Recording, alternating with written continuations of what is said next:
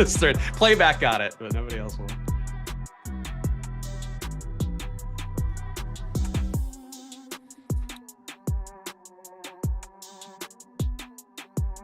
Fuck.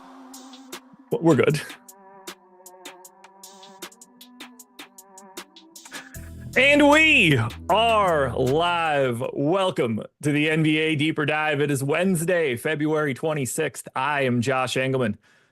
That's Chris Spags.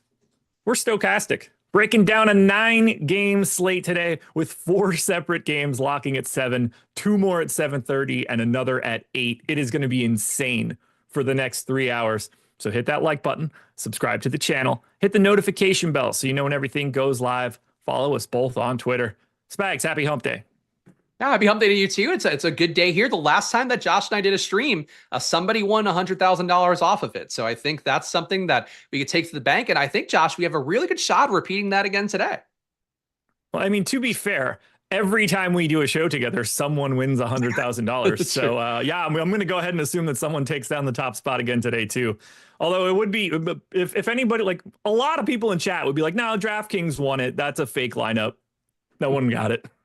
You know, it was actually a person who watched the stream and tagged Josh and I, and coincidentally beat out the venerable Stokastic CEO, Tom Kennedy, which I appreciated Josh immediately pointing out in the tweet. I'm sure that you're really happy, Tom. Which, it's graceful as always. Gracious and graceful as Tom Kennedy as always. So he was around then in chat. Tom won. And then got stat corrected out of first, but Tom confirmed Tom was asleep, so he never knew that any of that happened. So no fuss, no muss for Tom. He never had to experience the $85,000 stat correction.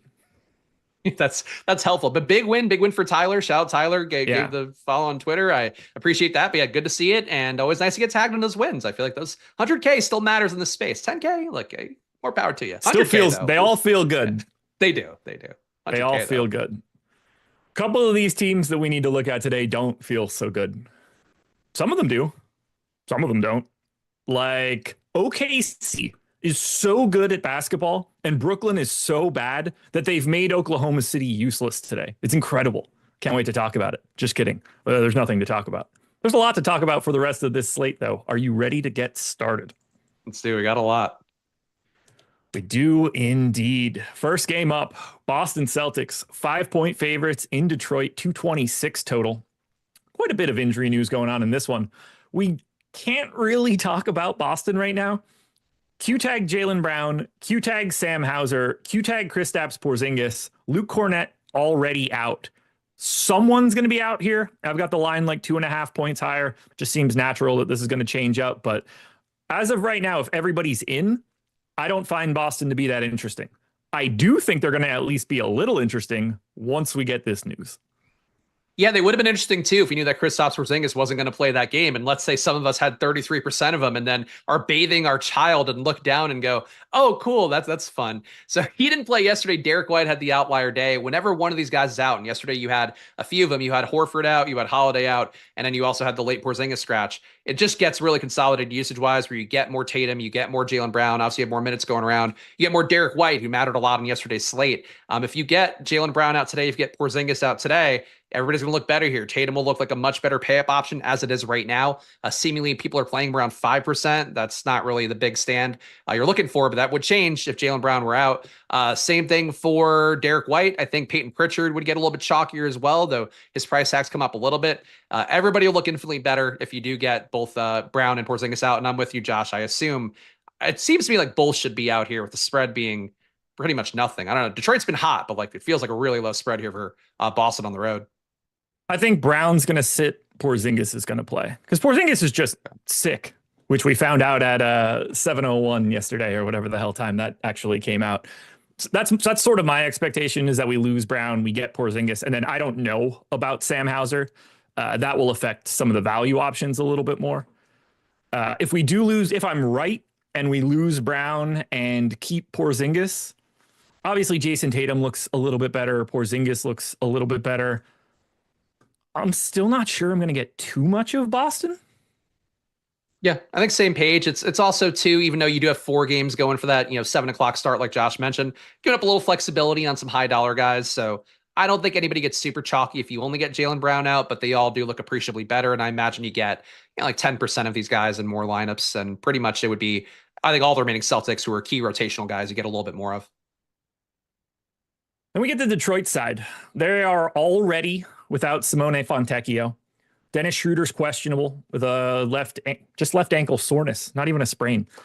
No ownership coming in here either. Boston has 13% overall. Detroit has 16. Oddly enough, OKC and San Antonio are both sub 10.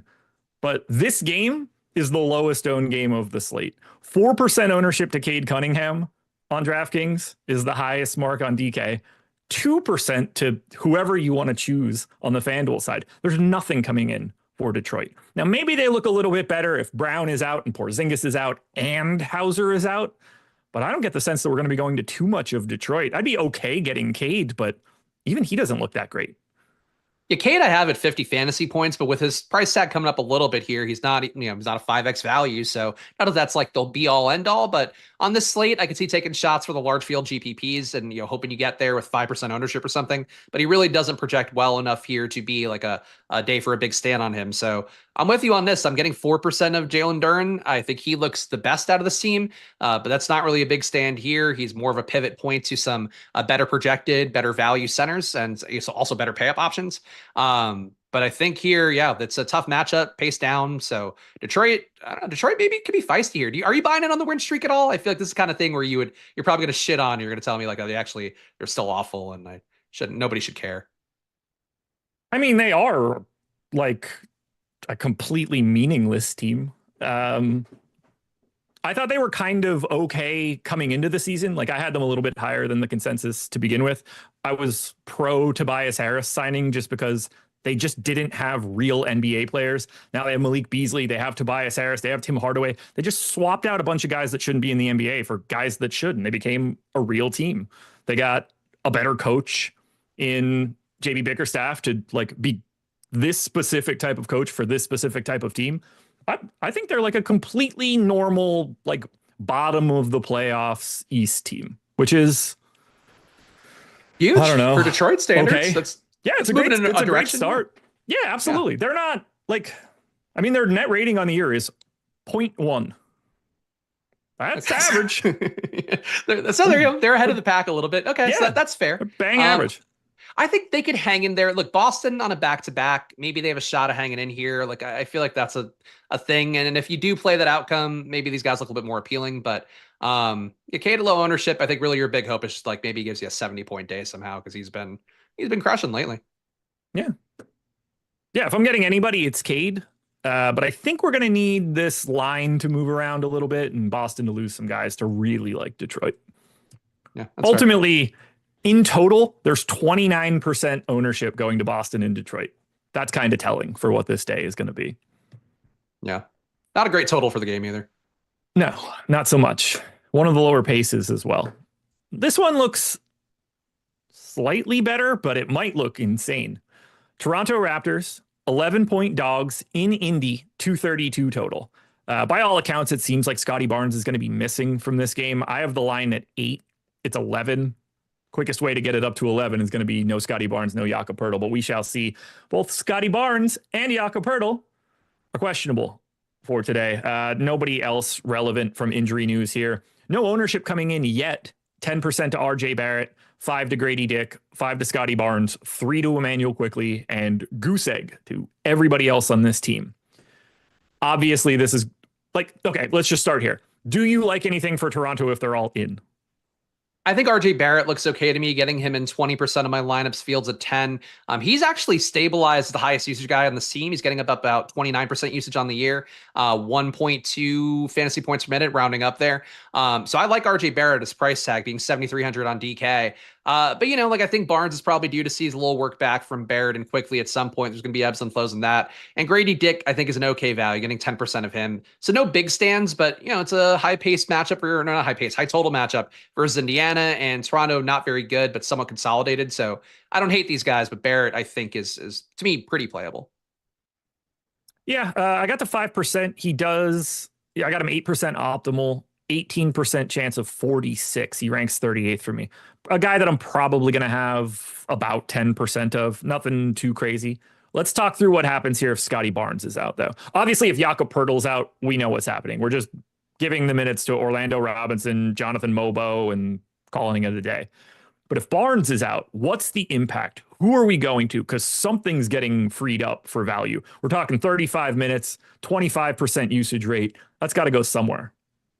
I mean, I would think it mostly helps out Barrett and Quickly and makes those guys look a little bit more playable at their price tags that are, I think Quickly's price tag to me is tough at 7K. As I mentioned, I could deal with Barrett 7,300, but I think those guys consolidating the usage, the assist opportunity a little bit more would be the main thing that stands out. You'll get some value opportunity for I think one of Agbaji, maybe also him and Jacoby Walter. I think those guys getting more work would matter. Grady Dick probably gets a few more minutes out of it as well. Looks better as a value. But I don't think there's like a player that suddenly pops up and competes with like the Day'Ron Sharp value or something like that if Barnes were out. But I think everybody looks better. And I would personally get a lot more Barrett and probably get some amount of Quickly.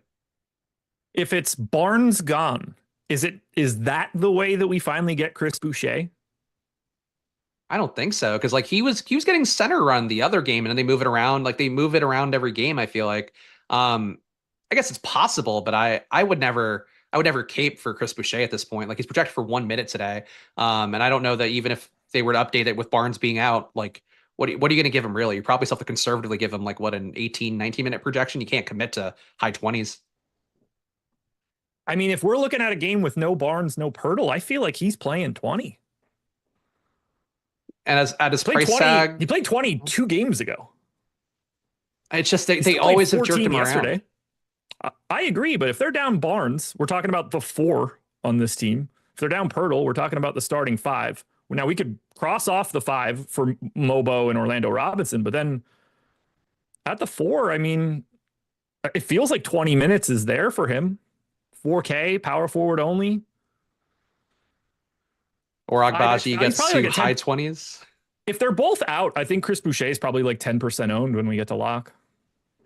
I think that's a reasonable amount. I just personally I never get Boucher right, and like I also just default to the minutes projections for the most part. So that's part of why I probably don't get him right because it's so hard to pinpoint. I can see where you're talking about with it, and I do think he would look close to playable. But like we have values, I feel like that are somewhat locked into opportunity, or at least like you kind of get where they're going to be. Even Kyle Anderson, like I get how he hits today. It's that he closes that game, doesn't give minutes back to Khalil Ware or something like that. For Boucher, I just don't know what the success outcome is because like it's kind of a moving target every game. I'm just trying to figure out where if we get 28 minutes of Akbaji, whatever, he's a 0.7 guy. I don't think it's Jamal Shed. Grady Dick's obviously going to get a little bit more run. He probably becomes like a 10 to 15% owned guy. Obviously, RJ Barrett gets a bump for usage, Quickly gets a bump for usage. Like those guys look incrementally better. I'm interested in this one for Toronto. Something's going to be popping here more than I think because it's just a lot of minutes to redistribute. I just don't know where they're going to go just yet. We do have some bets for the Raptors on OddsShopper right now. 2 OddsShopper rating on Emmanuel Quickly. Under 17.5 points, minus 102 on FanDuel. Kind of scary to me right now with the Barnes one. I think I would probably let that go just because it may be a good line right now if Barnes is in, but Quickly will not be. That line's going to go up if Barnes ends up out. So that would scare me a little bit. I would probably stay away. Then we get to the Pacers side of this one. Another team that we just kind of can't talk about right now. The good news is all 4 of these games that we're starting with, we're going to get this news during Live Before Lock. It's going to be hectic, but we got a Q tag on Tyrese Halliburton and a Q tag on TJ McConnell. Those 2 things are going to greatly impact this slate. If Tyrese Halliburton is out and TJ McConnell is playing, he is going to be a very popular value option today. And we're going to get a little bit more coming out of the Pacers. Now, if Halliburton is in, because it doesn't matter if McConnell is out, if Halliburton is in, what do you like if Halliburton plays? Halliburton plays, I'm getting Aaron Nesmith as an okay value. The field's at about 13%. I'm getting him in 15% of my top 150 in the semi-round before the show. Really not getting much else. 5% of Andrew Nembhard, who I would think would be your big winner if you got Halliburton out, let alone Halliburton and McConnell out. I think right now, nothing looks great to me. I'm low on Siakam, getting him at 2%. I'm getting Miles Turner at 3%. I'm low on everything here, so I kind of need Halliburton for this for him to be out for anything to kind of materially change. Yeah, I didn't get more than 7% of Halliburton for the Pacers, so that's going to change it up. Like if McConnell ends up out and you give him, let's say 20 minutes, just even trying to be as pessimistic as possible, that's 23 fantasy points at 4K. That's going to already be like a fantastic value, specifically at a position that we don't have it as much in comparison to Zach Collins, Day'Ron Sharp, whatever else we're going to be getting to, even Kyle Anderson to a degree. What happens then for like Nembhard, Neesmith, Mathurin? Who's the guy you get to for the Pacers outside of McConnell if Halliburton's out? I think Siakam looks good enough to me that I'll at least get closer to the field, where right now I'm like, it's a fade for me, both he and Turner. I think Siakam gaining a little bit more usage, getting a little more assist opportunity for him, I think would look the best. Nembhard is a mid-tier guy. I feel like the price tag being under 5K on DraftKings, point guard, shooting guard as well. I think he's your winner. I know the rates, I didn't pull him for today because I assume Halliburton might play, but it's not, no, it doesn't really matter one way or the other. But I know in the past that I pulled it for Halliburton being out, like Nembhard gains a pretty good amount in terms of the assist upside for himself, a little bit more in usage as well. And he can play upwards of, I would say get closer to high 30s minutes as opposed to high 20s. So I think Nembhard would be the one I'd expect to win the most if you got McConnell and Halliburton out. Yeah, I think I'm on the same page with you there. Are you more interested in Halliburton if McConnell is out? I think he would look a little bit better because of the way that projections would redistribute from not having those minutes out there of a guy who's McConnell I would have averaging 1.2 fantasy points a minute today. So losing that production would certainly make some things get redistributed, but I don't think it would be enough to like make Halliburton like a must-have play. I think he would just project as like a 5X value that it would start to at least come in some lineups for me, whereas right now he's coming in like none. Anything else for the Pacers? No, it's an interesting team. It's a really nice total for Indiana again, and sometimes that is really worth highlighting where the projections don't make you want to fall in love with these guys, but 122 implied points, like probably worth getting some exposure here, especially if you get Halliburton out. Hit that like button, folks. First two games in the books, 1,200 people, 110 likes. Let's see if we can run that up to 200 really early. Schedule for the rest of the day, very simple, same as it always is, but today it's very important. Live before lock from 6 to 7. Greg and Eric are going to get wrecked with lineups, news, nonsense. Who knows what's going to pop up? But 8 teams worth of 6 to 7 o'clock bullshit is going to be a lot for those two guys. And then right at the end of live before lock, just before we're getting ready to go to playback.tv/Stokastic to watch games, sweat them, talk about this stuff, we got 2 more games at 7:30 that are going to be dropping lineups at the top of the hour that could screw up even more stuff and send us into some 7 to 7:30 late swaps and then some 7:30 to 8 o'clock late swaps for the Clippers and the Bulls. It's going to be hectic, but we have 3 straight hours of coverage here on YouTube and live on playback.tv/Stokastic. Game 3. Philadelphia 76ers, 10-point dogs in New York, 230 total. Sixers getting a little bit of love. No Joel Embiid for this one. I think everybody's not surprised to hear that. Eric Gordon is having season-ending surgery. Kyle Lowry out. Obviously, Jared McCain out. No Yabusele either. So we're getting 20% ownership to Andre Drummond, about 10 to Maxey and Oubre, and then a little over 5 for Grimes and Paul George. Let's just start with the guy that's getting the ownership, I guess. How do you feel about Drummond here? Because I'm terrified. Not a fan. I think we talked about this earlier in the year when there was a no Embiid slate, and it might have been a no Embiid, no Yabu slate.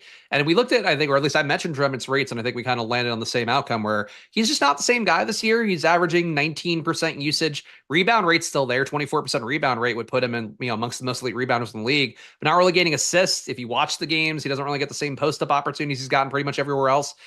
He certainly can spike an upside in a given day, but like I am not a current Andre Drummond believer. So I'm getting him in 4% of my lineups. I'm with you on that one. I think that he is really overowned to me, and I would greatly favor your other value centers on the slate personally. I have to say, though, Stokastic did have him as your top ROI player in the semi-round before the show. So, always feel free to default to the site, making people a lot of money every day. But I just don't love Drummond projection-wise. I'm actually about 3 points lower than Stokastic does. Tyrese Halliburton in, TJ McConnell out. Ooh, all right.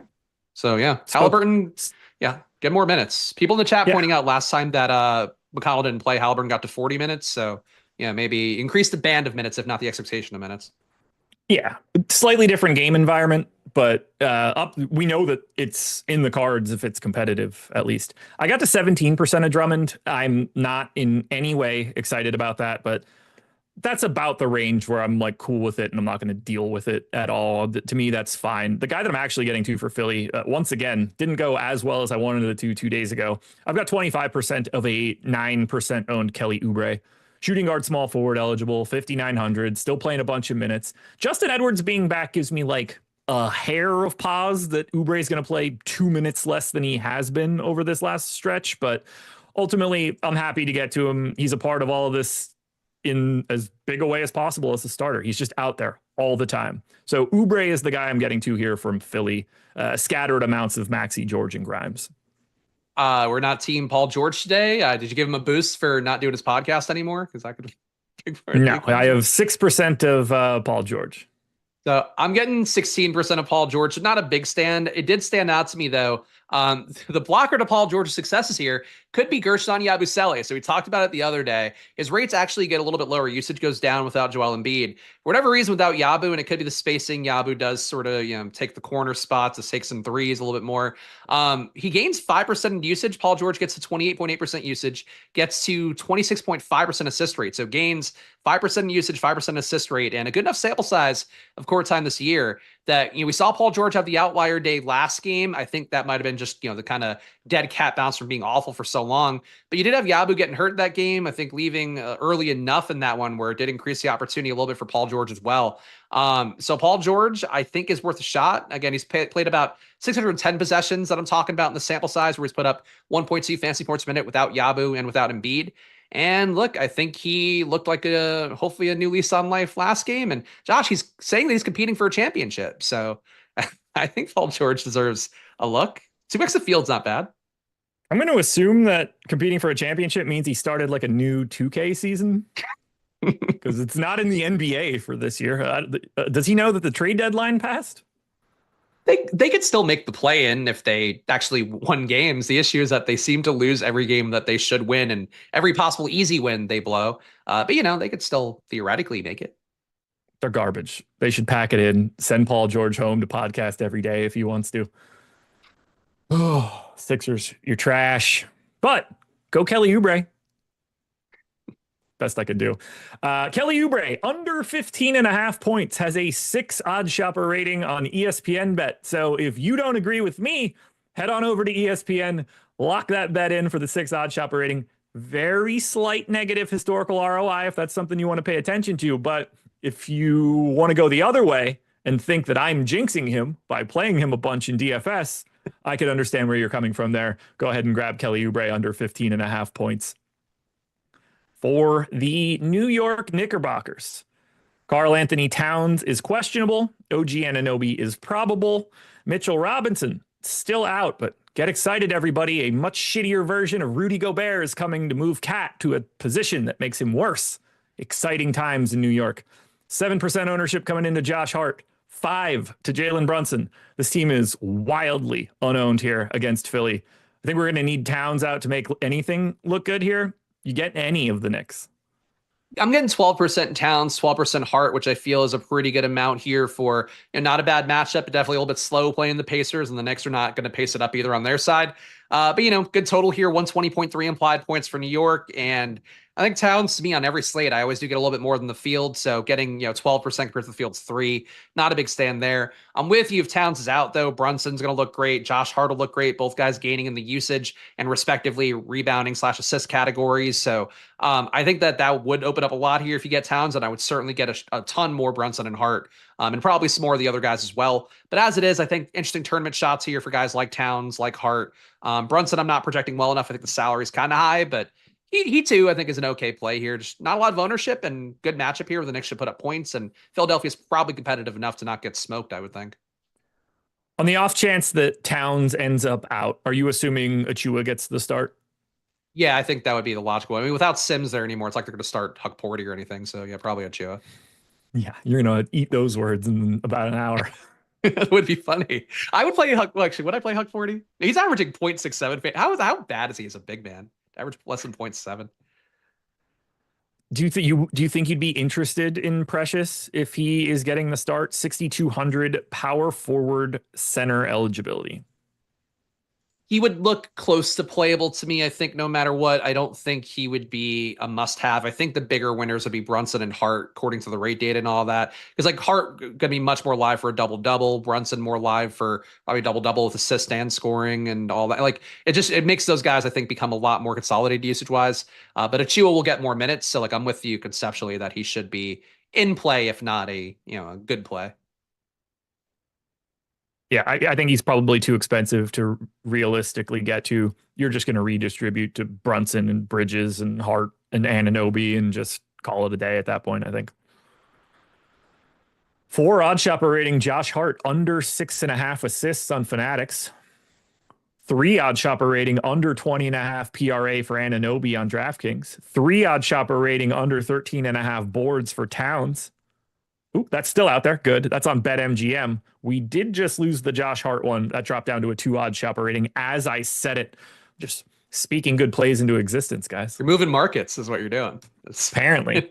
In real time. Well, let's move to the Portland Trailblazers. 6-point favorites in Washington. 232 total. This is the first spot we're getting real ownership. 98% in total to Portland. It's the most of any team on this slate. 10% coming into Toumani Camara, 25 to Anthony Simons, 20 more for Jeremy Grant, and another 30 for Denny Avdia. I'm light on this team. Neutral to Simons, third of Grant, half of Avdia. Clearly, I like the spot, and I'm totally fine getting Portland in a matchup against Washington. Not sure I like them as much as the field. Yeah, I'm on the same page as you. I was getting a lot of Avdia before the most recent run of data. I was getting him at 40%. Now I'm down to 21. So I think some more value opening up, minutes moving around a little bit. I think Avdia is not a bad play, but 33% for the field, feels like a bit much here. I think he's not going to screw you. I think if you're playing a cash game, Avdia looks great right now. But for tournaments, it's a lot of ownership going to a guy who's at a 1.03 fantasy point per minute pace. And nobody's really out for Portland. Obviously, you still have 8 now, but like that's kind of priced in at this point. I am way low on Simons. He actually doesn't gain much usage-wise without 8 either, and I'm getting him at 2% of lineups right now. I get Simons wrong a lot, so I kind of have to throw my hands up a little bit. It's a lot of Simons ownership. It's a lot going to Jeremy Grant. I know he's paid off for people lately as well, but it almost feels like you're paying for previous performance within the last week for a few of these guys here in terms of the ownership tag. And I get it's like you mentioned, it's versus Washington. Like that's a good matchup on paper, but and Portland's got a good, 119.5 implied point total for them, but I just think it's kind of a crowded rotation that's mostly appropriately priced. What do you have Simons projected for? I'm for 31.1, so I'm low on him. There we go. All right, I got 35. Okay. Which is right in line with Stokastic, so please feel free to default to the 2 geniuses that are not me. Geniuses. I don't know if I'm a genius or not, but I'll Boy take genius, it. if nothing else. I was a boy genius. That went away when drugs and alcohol became a thing. Yeah, I'm neutral to Simons, but way under on the rest of these guys. Scary, obviously, just because the Wizards are just so dreadful. But I don't know. If Jeremy Grant beats me, I'm okay with it. If Kamara beats me, I'm okay with it. The Avdia one, I mean, I have 18%, so it's not like I don't have him. I would prefer to have a little bit more because I just like him, but I don't. Plus the revenge narrative, obviously. Where in? I'm wondering if we're about to get Wiggins in. Bam out. Wondering if we're about to get the Bam news. Yeah. Because like if Bam's out, then Kyle Anderson is all wheels up then, which I think would be great. He might be anyway, but then it really is. Anything else here for Portland, I guess? I don't know. Look, I guess when we're looking at this is sort of a group decision. Kind of fade Portland a little bit. Yeah, I think that's it. It's a lot of ownership going here. Like, I get it. Everybody wants to attack this, but we've been here enough times where like people always attack versus Atlanta versus Washington, and it just doesn't always hit. And I think I kind of think this is a little bit overowned. Now on the Wizards side, not a lot of ownership coming in here. 10% to Jordan Poole, 10% to Rashawn Holmes. You hear Rashawn Holmes, that is because Alex Sarr is out once again. Brogdon is also out. I got 13% of Poole. I barely have anybody else for Washington. Does anybody stand out to you? Jordan Poole looks okay. I'm getting 10% of him. I think Holmes looks okay as well, getting 10% of him. I would have liked for Tristan Vukovic to have gotten a few more minutes in the projection set because he did get kind of jerked around really badly by foul trouble last game. He was kind of on pace to play like 18 minutes or so, but because he straight up fouled out in the game and also picked up 3 fouls fairly fast in the first half, he never dug out of it. And I think if you get enough minutes to Vukovic, he'll look borderline playable and maybe be an interesting pivot point to some of the other, value at center. But that's me making a case for a guy that right now doesn't project that well. I think Holmes looks okay. Poole looks okay. Everybody else, Middleton and Smart aren't shooting on the seam. At a certain point, they're going to shoot, and that probably hurts the guys if they start to actually play like actual NBA players. Yeah, when Middleton and Smart are available, this team just gets kind of a little too busy for the price tags that everybody else has. Since those guys are just going to be in and out constantly, I think in these situations when they're in, it really makes it tough to get to the rest of Washington. Yeah. I got nothing else to say for these guys, but I do see a 3 odd shopper rating on Scoot Henderson, under 1.5 threes on Fanatics, and a 3 odd shopper rating for any of you crazies that like to bet overs. Over 5.5, even money on Onyx odds for Jabari Walker. Over 5.5 rebounds. A little scary for that one. Do we have anything for the Wizards? I would love to bet against them. 5 odd shopper rating under 16.5 PRA for Corey Kispert. I actually like that, just hearing it. That's been up there on DraftKings for 6 minutes if you want to go grab it. And then under 20.5 PRA for Rashawn Holmes on DraftKings. So same situation. I would happily take both of those. They don't have to keep playing Rashawn Holmes. If they just want to play Tristan Vukcevic and be a shitty Wizards team, they can do that. They probably will eventually because I don't think anybody really cares if Rashawn Holmes keeps playing. No, they would be so much more fun with Vukovic playing. I'm dying for it. I know we're not in the full tank mode time of year yet. We're close enough. Play Vukovic, please, please. Amen. Well, here we go. OKC, 17-point favorites in Brooklyn, 216 total. Lowest total of the slate by a mile. Brooklyn, lowest implied total by a mile. Slowest game. 1% ownership to Shea, 1% ownership to Chet. Zeros across the board. Scotty Barnes ruled out. Yeah. Oh boy. Scotty Barnes out and Jakob Poeltl limited and Cat now game time decision, which Josh downgraded game time decision like Vucevic the other day, which I would say is a negative move. He has been downgraded to nothing whatsoever. I will state this again and state it ad nauseum until people understand. When they announce it's a game time decision, that is a slight downgrade. I think the probability, because some sites out there do calculate the probability. I think it goes down to like 45%, 40% on some of those sites that do that. Okay. He lost 0.2 of a fantasy point and nothing changed. The risk is there of an Achua day, but yes, yeah. All right. We got it. Yeah. Not a thing. Don't perpetuate this. You're the reason chat doesn't understand this. I was right though. I was right. It was a downgrade. It's not a technical. It wasn't a downgrade. It's a perception downgrade. It is telling you when they're telling you what the answer is. That's it. That's all it is. It's saying that we got some concerns. We're gonna let you know it's 6:30, not 6 o'clock. That's what they're telling you. It's them telling you, hey, there's some issues here, guys. We're gonna work it out. I think is what they're saying, and sometimes they don't work it out. I'll wait for the injury report at 6:30. Okay. But I won't be playing the Oklahoma City Thunder. Straight zeros across the board. You want to play Shea? Go for it. These guys are live to play 20 minutes apiece across the board. I don't know how Brooklyn scores. This is probably the easily worst offense in basketball against the clear best defense in basketball. This is as lopsided as I can picture it. You start looking at these names, like what is Killian Hayes going to do when he gets into the paint and sees Chet and Isaiah Hartenstein? Just throw him just hand him it. Just hand him the ball and walk away. It's probably going to be easier. You might be able to get back on transition, D. Yeah, it's not good. It's not good on. No, I mean, honestly, even the lines are bad. Like SGA's, like PRA's is at, I think, 40 and change and shaded towards the under. I don't see anything on the OKC side on paper. This happened before, though. I'll just kind of say out loud that the Thunder have been huge favorites. Sometimes teams hang in there. Like you could be a 17-point dog, 16.5-point dog, I think it moved to before the show. And you could still like be competitive into the fourth quarter and then just get smoked. Like we know the Thunder could put up a run out of nowhere. So it's possible Brooklyn has people that produce on their side, but OKC, yeah, projection wise, I'm not here. When you get Chet back in, it doesn't look as good. I really would have a hard time playing Thunder guys. Less playing a bunch of Nets than maybe give a boost to Thunder on the way back. Yeah, it's just like it's not that these guys aren't awesome. They're just so much better than Brooklyn that it becomes like it doesn't become feasible to get to them. The real problem here is that Brooklyn is the slowest team in the league, and their defense isn't like a total tire fire in comparison to what their offense is. So like they're just good enough on defense to not be a great matchup, and then they're slow as shit. Those two combined with the fact that all the starters are probably going to be showering up at halftime, it's a tough one. But then we get to Brooklyn. Don't you just love getting to play guys on the Brooklyn Nets against the best team in the West?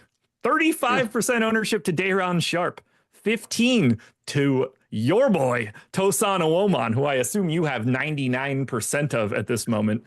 Nick Claxton is out. He has accumulated too many flagrant fouls, so he is suspended. Cam Johnson is in for this one, unowned. Pretty much everybody's unowned except for Trendon Watford, Awoman, and Sharpe. How do you feel about Sharpe? Because I'm scared of him. I'm scared of him too, but I do have him in 50% of my lineups right now in my top 150. So I'm more team Sharpe than not. I think I would be wanting to play him in 100% more than I would want zero, because I do think he's just been such a good producer, and the opportunity for him to get like the projection right now for minutes is 22.3. He can play into high 20s potentially if things were to work out right. So I think he's worth the shot, at least with the field. I'll be above on it. I am getting a Woman more than I would like. I'm getting a Woman at 33% of my top 150 lineups. He's 3K minimum salary. He's produced at a 0.8 fantasy point per minute pace. Counting for the matchup today and the guys available, I'd have him at 0.87 today, and I didn't juke any rates. But he's 3K minimum is really the main thing for a Woman with small forward, power forward eligibility. Like, I think you have to play Nets today. It sucks. It's not a fun thing to do. I think Watford's also playable. He's been having really weird usage patterns lately off the bench, putting up like 30% usage pretty much every stint he's out there. I'm not sure if I would buy into that to that extent, but we've seen him have a ceiling day lately. I think the Nets are intriguing, and they don't have to be good here to be, fine enough in DFS, I would hope. I have 29% of Sharpe, 12% of your boy, and 6% of Watford. Watford's the guy I'm a little nervous about. Because of him having that power forward eligibility, I'm intrigued, but they just haven't stretched him out. 23, 24, 21, 24, 20, 22 in his last 6. They're just holding him in that same range. Is that just because everybody else is around? Is that just where they think they can play him because he missed so much time this year? I don't know. It makes me nervous. He's the one that I want to get to because I feel like he might play more. Are you expecting Sharpe to start? I would hope so. I don't know how they wouldn't start. Like, how, I guess they could go small against Chet and Hartenstein and hope that works out. But yeah, I would think you have to start Sharpe, even if you're only going to play him 25 minutes. I think you have to start him. I'm assuming he's going to get the start, but I'm not confident that it's going to be him. Like, I don't think it's very much high. Like, call it 51% for me. Because they didn't start, like, obviously they had other options before. I think it was when Clowney was still available, but like in situations where we thought he was going to get it a little bit earlier, he didn't. So I could see it being Watford in this spot. That wouldn't surprise me. You just keep Sharpe in that roll off the bench and, go about your business. I mean, it's not like when Sharpe is in the game, it's going to be fun for no matter who's in, whether it's Chet, whether it's Hartenstein, whether it's both. Like, it's all awful for Day'Ron Sharpe. He's not exactly running into a great spot either way. Those guys are going to be out there a lot. I wouldn't be surprised if it's Watford, but I'm going with the assumption it's Sharpe. I only gave him 22 minutes. I'm dead neutral on these guys, and I don't have any of the rest of these idiots. Cam Johnson, Zaire Williams, Hayes, Keon Johnson, none of that stuff. I think Watford, if he started, at least you would kind of know that side of the equation then, where it's like he's got to be a little more stretched out. Like, I think if he's starting, he probably wouldn't be playing low 20s. He'd probably be playing at least mid 20s to hopefully high. So yeah. I agree. Like, there's a shot that could go that way. I think we explained it well. I think Sharpe starts, but if it didn't, then at least Watford's side of the puzzle a little bit better. Yeah. This is a 7:30 start, so it's like you kind of want to be a little bit more right here. Anything else for Brooklyn? Did you want to touch on anybody else that's jumping out for you? No, I mean, look, these plays all feel really dicey against OKC, but I think the same thing we talk about a lot with DFS. Everybody is going to feel uncomfortable playing them too. So I think you play them and hope it works out. All righty. Well, guys, you want to sign up? You want to use our tools?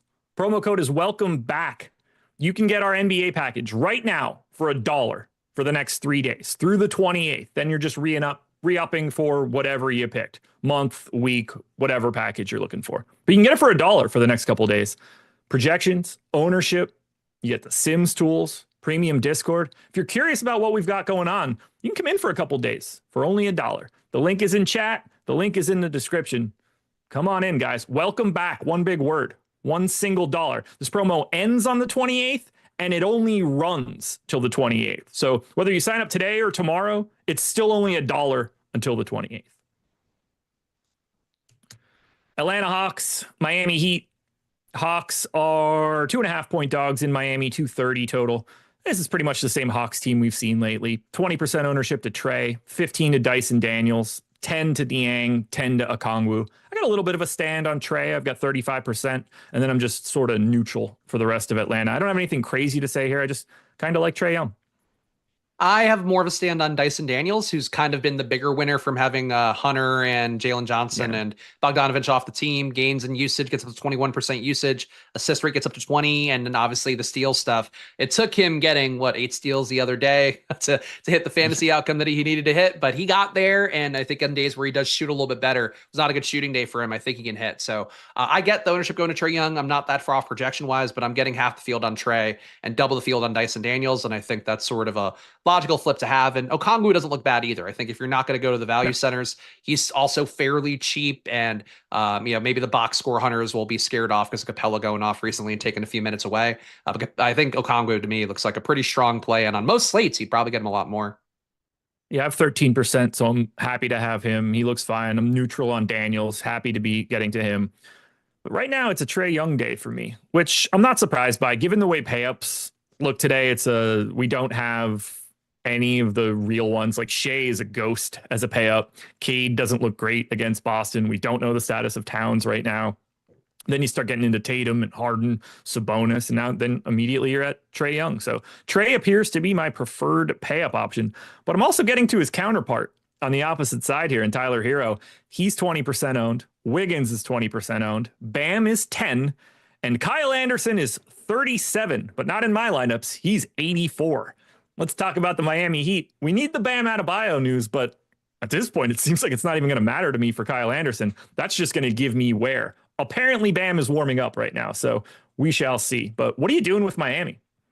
I am getting a lot of slow-mo. I'm going to 69% Kyle Anderson, which is a Nice. very nice number normally. But here I think the concern point, if you go through the numbers last game, basically what happened was Burks and Anderson closed over Khalil Ware and over Davion Mitchell. So basically, if Anderson gets there, it's probably because he closed again, produced pretty well, about 1 fantasy point per minute pace this year so far on the Heat.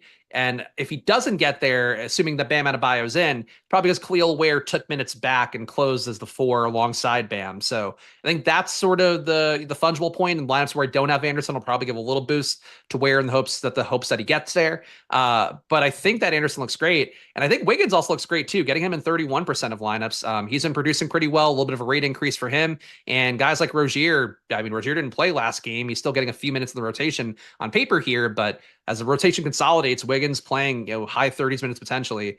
I think he's a pretty good play at small forward today. I do too. I'm getting to quite a bit of him. 22% right now, which is a little bit over the field. Yeah, I have 84 of Anderson. I only gave him 24 minutes. I think that I'm being pretty pessimistic about it. I could even take a minute away and still probably 2x him. It's a great value price. He's got the MPE. It seems like he's just going to be a part of this rotation now, which is helpful to know. So Kyle Anderson is clearly my number one here. If we end up getting Bam out, Ware will start to look pretty good at 6,100. I think you're going to be giving him enough minutes to look at him. And then I already have 20+% of Hero and Wiggins. So a lot of Miami here in a really nice matchup against against Atlanta. Pace up spot, not that great of a defense. It's not bad. Yeah, and Kyle Anderson, I think, don't expect him to start no matter what, because he's been cut off the bench anyway. So, yeah. But I'm with you. I think he's a really strong play, producing well, and he's kind of producing right now like an actually productive version of Jovic, who kept getting minutes over and over again, wasn't doing a lot out there. Slow-mo will give you some stats no matter what. Anderson could potentially start, I guess, if Bam is out. We'll see. Yeah, but we shall see. Clippers. 9-point favorites in Chicago, 228 total. I have this game as the fastest game of the day. Pace up spot for the Clips. However, they are still without Norm Powell. 10-ish percent ownership to James Harden, 15 to Ivica Zubac, 28 to Kawhi Leonard. I got a bit of a stand here for the Clippers. Care to guess? I assume it's not James Harden because you said you were more of a fan of Trae Young, so it's got to be Kawhi. Kawhi Leonard is in half of my lineups right now. 7,200, small forward, power forward eligible. Bulls blow. Zach Collins is the center. Kawhi's playing real minutes. Bring it on in, baby. Give me all of Kawhi. So I'm Team Harden today. I'm with the field on Kawhi, so I'm not anti him. He's going to be 28% owned, it looks like, in the ownership projections. From Stokastic right now, 25% of my top 150. That feels totally fine. I am almost 3x the field on Harden, though. I really got left holding the bag that last game where Harden was still pretty good fantasy-wise, but I think shot 5 for 25, some ridiculously bad, like 20% shooting number. Against Chicago, your hope is that it'll be better. It's not a back-to-back now. Harden that game, too, because it was a back-to-back. The first half, he wasn't really playing point. It was other guys bringing it up, and he was just kind of bullshitting around. Second half started to take it more seriously, and at that point things were where they were. But I like Kawhi. I think Harden, though, is kind of a lever against Kawhi at half the ownership, and I'll take that shot. I am lowest on Zubac, getting half the field on him, but they all look playable, and I would personally favor Harden. I'm dead neutral on Zoo. 15% projected for 15%. Dude's just good. He's going to eat Zach Collins for breakfast, lunch, and dinner today. Zach Collins doesn't want this smoke. Unfortunately for me, I'll have 68% of Zach Collins. So that doesn't seem like it's going to be the most fun thing in the world, but I am more than happy to get to any of those three main dudes for the Clippers because that's how bad the Chicago Bulls are. This is an incredible matchup for the Clippers. You get the pace up, you get the bad defense. Under 9.5 assists for James Harden, though, as a 5 odd shopper rating on BetMGM. So you could have that one. I don't see any major negatives for Kawhi Leonard. Join me. The bets look good too.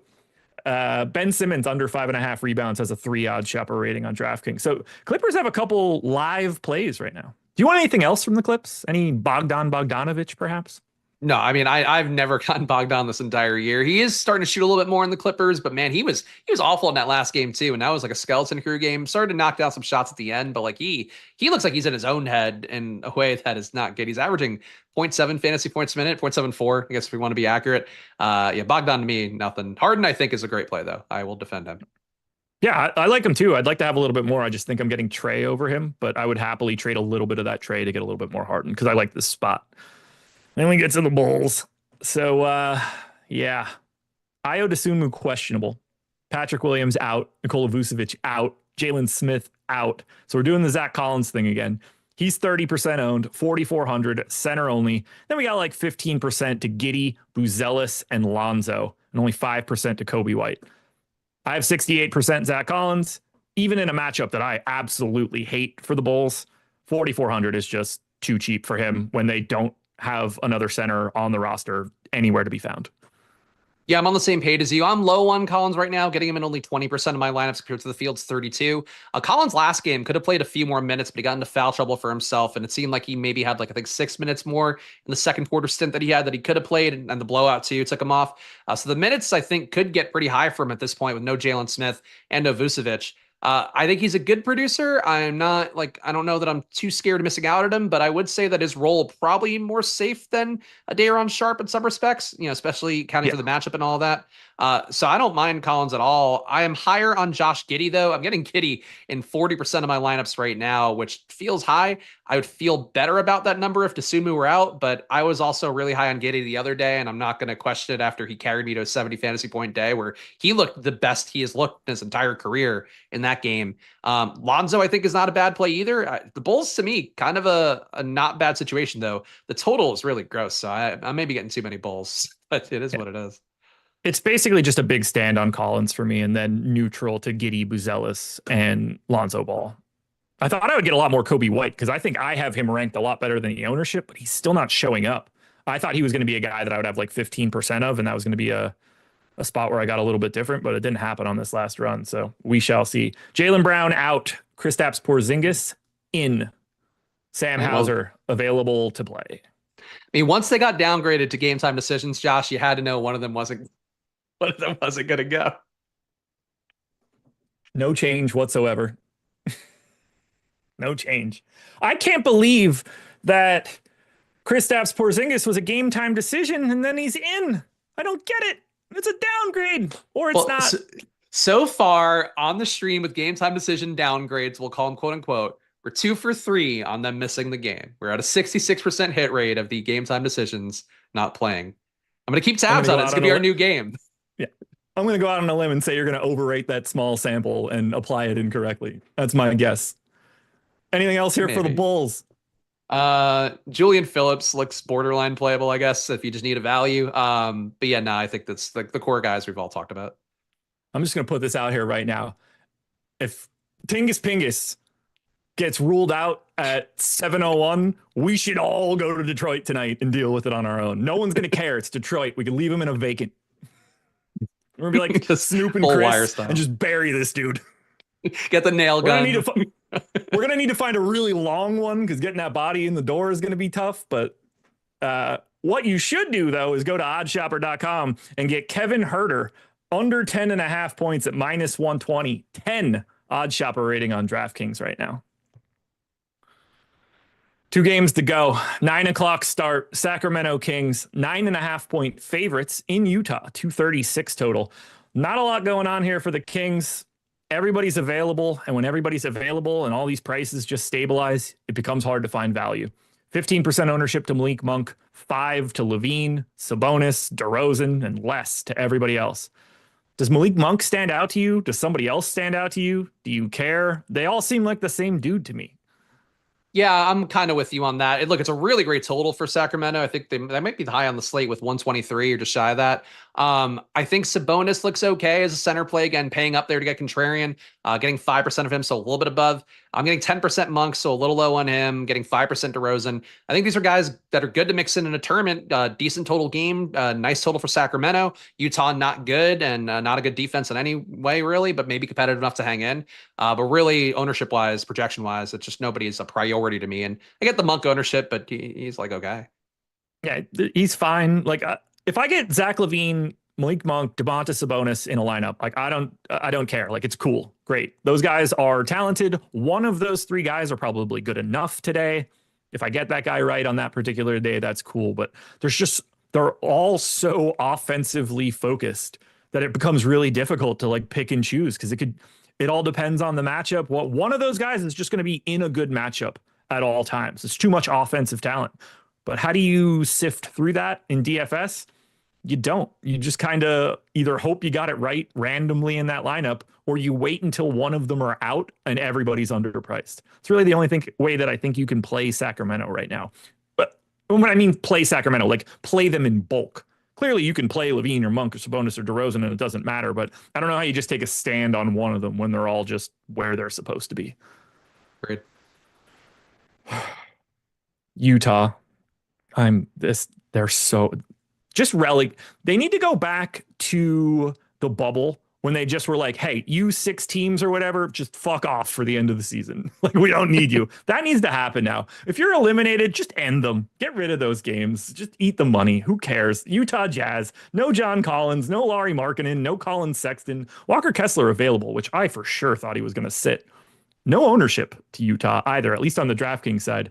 I do want to add that Jordan Clarkson is 35% owned on FanDuel, but he's 9 on DK, 7 to Keontae George. I have 19% of Jordan Clarkson, 10 of Keontae George, basically nothing else of anybody here. Do you want anything from Utah? With the field on Clarkson, the 9% the field has, that's fine. Getting 11% of Keontae George compared to the field 6, I think that's okay as well, benefiting clearly from not having Markkanen out there, from not having Sexton out there, more usage go around for a guy like George, who's basically just hunting for a shot. To the team's own detriment, had one of the worst trying to win the game or tie the game up shots at the end of last game. It was awful. He's just off balance, but he's the stars when nobody else is available, so he had to get that shot. Kessler okay in the spot. I think if Sacramento were to underperform somehow, getting a few more rebounds, shots at the rim looks okay. Price tag looks good as well if you're not paying down at center. I got him in 15% of my lineups, though. Not really a big stand here. I like Utah better when everybody's out and you can play Filipowski, and that actually was a lot of fun the other day. Today, they're just all okay. Not a bad matchup, though. Not a bad total. No, not at all. I'm happy with the Clarkson that I have. If he's in, he seems like he's playing 30 minutes or so. And Sacramento's defense isn't anything special. You can get a 4 odd shopper rating on Keegan Murray under 5.5 rebounds and Joval under 5.5 rebounds. Murray on FanDuel, Joval on ESPN Bet. I thought that I might get a little Kessler here, but 7K is just too much for him on a day where we have Day'Ron Sharp and Zach Collins and all this ridiculous center value. And it's going to be really hard to get a properly, well, probably like slightly overpriced Walker Kessler. Yikes. I'm very over the Jazz, though. Get rid of them. Get rid of them. 3 odd shopper rating under 24.5 PRA on Isaiah Collier on BetMGM is the best play we have from the Jazz. But now, guys, 2,000 people here, 212 likes. We got to get it up to 300 for the Live Before Lock crew. They deserve it. 88 of you need to hit that thumbs up. There's 1,700 of you that haven't done it. I don't think that's too big of an ask. So go ahead and do that as we round out this slate. San Antonio Spurs, 9-point underdogs in Houston, 227 total. Spurs, obviously, without Victor Wembanyama for the rest of this bad boy. And no Charles Bassey once again. No ownership as well. They are 5% owned, the second lowest behind Oklahoma City. 3% to De'Aaron Fox, 1 to Chris Paul. Are you getting the Spurs in an awful matchup for them? No, as like you mentioned, tough matchup, not a great total. De'Aaron Fox's rates have also been kind of down a little bit, even compared to where he was in Sacramento in court time without Wemby, but people don't realize that because he had a few outlier days up top when Wemby first went out, but he's really not playing spectacularly. The other Spurs also gained a little bit more. Guys like Devin Vassell, Chris Paul, even Keldon Johnson, who's gotten a lot of shots up since Wemby went out. These guys all getting a little bit more usage-wise than it would seem. So to me, nothing looks that good here on the San Antonio side, and just not a great total. Maybe some contrarian shot on Fox, but like he's expensive now at almost 9K. Cam Thomas is now day to day. I'm just waiting for us to find out in 15 minutes that today is the day. So keep an eye on that. I don't trust these idiots. I got 1 share of De'Aaron Fox, and that was it. These guys don't look good. They're running into a really good defensive team. They're also not very good when you take your best player off the floor. So I'm fine with not having the Spurs. Other than the fact that it's the last game, that's the only thing that bothers me, like just not having a little extra exposure to move some stuff around. Then we get to Houston. Tari Eason out on the back-to-back. Fred VanVleet still out. Probably going to miss another one. We're getting 25% ownership to Alperen Şengün, 10 to Amin Thompson, 15 to Jalen Green. I've got 35 of Şengün. I love it against San Antonio because they're running out Bismack Biyombo, Sandro Mamukelashvili, and Jeremy Sohan as the centers. That feels good for Şengün. And then I got a 19% of Jalen Green. Really just gets a nice rate bump when those guys are off the floor. So I'm happy to get Green. I'm happy to get Şengün. Got a little bit of Amin Thompson, but that's the only place I'm going here for Houston. I'm getting 45% of Şengün, so I'm with you. I think he's the best center play that's not a full pay-up option or a value play, so I'm a big fan there. He gains in every category from not having VanVleet and Eason out there. The minutes also get a little more stable, too, because of not having Eason potentially able to play some small ball 5 if they do decide to do that, like they do sometimes. Jalen Green also getting 20% of, Fields at 14, so I'm okay getting there, too. Like Josh mentioned, he gets a rate increase. And Amin Thompson, the ownership's come up a little bit, projected for 10% now. On a day where there's Şengün chalk, Amin Thompson having success after a day where he got ejected, or a day after he got ejected for Bulldog choking Giannis and getting himself ejected from a game. Maybe he comes back in and, like, you know, if he does succeed, he does pull a little bit from the projection of a guy like Şengün, gets a few more rebounds, a few more assists. That would hurt Şengün's outlay. So I think playing some Thompson in lines without Şengün makes sense, but Houston's an appealing team. Nice total here. Good spot because of having a few guys out. Kind of stuff you're looking for in DFS, like Josh preaches all the time. 9 games up, 9 games down. I like this slate quite a bit. I wish there weren't so many early games. That's going to be unfun. I kind of like it when it's backloaded so you can move some stuff around, but I kind of like where the way that this slate is shaping up. Spags, tell the people where to find you. You can follow me at Chris Spags and check out my YouTube channel every day before this deeper dive show. I go live at 4 p.m. at Splash Play NBA, talking through my projections, comparing them to stochastic stuff, looking at betting markets and all that. So trying to find the must plays of NBA as the goal always is. And it's a fun show with Josh as always. Tomorrow, maybe some puppet madness. Who knows? But wish you guys a good slate no matter what. Alrighty, everybody. Thank you for being here. Go nowhere. Live Before Lock is coming up next. Good luck, everybody.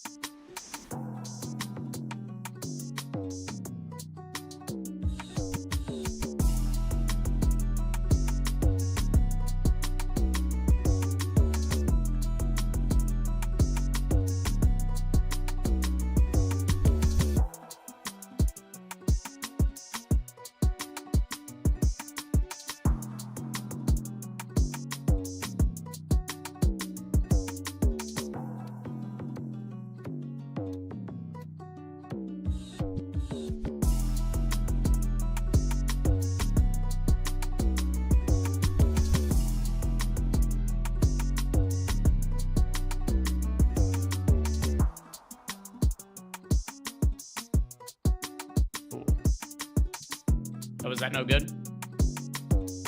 It was tilted up more than usual, so I moved it down. I thought I was being helpful. We're talking about you. Oh, yeah. Okay. Just wanted to check. Greg's tilts a little to the left. Depends on the time of day and the temperature. You are literally live right now. You know that, right? Oh, Jordan didn't even give me the count. Yes, he did. He literally. I watched him. Usually he says I'm gonna count you down from 5. He said that.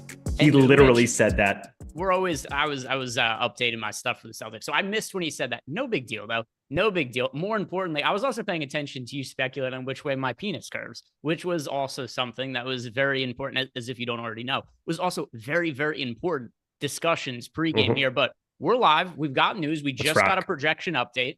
Boston Celtics. We've got not as many players ruled out as I thought there was going to be. I thought this was going to be like a massive rest spot for Boston, considering tail end of a back-to-back, the opponent and all of that. So Porzingis is in, Sam Hauser's in. I thought both of them were going to end up sitting today, Eric. That was my best guess. So kind of interesting what we ended up getting here from the Boston Celtics. I think that's where we're going to want to be starting here. And also Drew Holiday's another one. I didn't think Drew Holiday was going to play today on the tail end of a back-to-back, but lo and behold, Drew Holiday, he rested yesterday.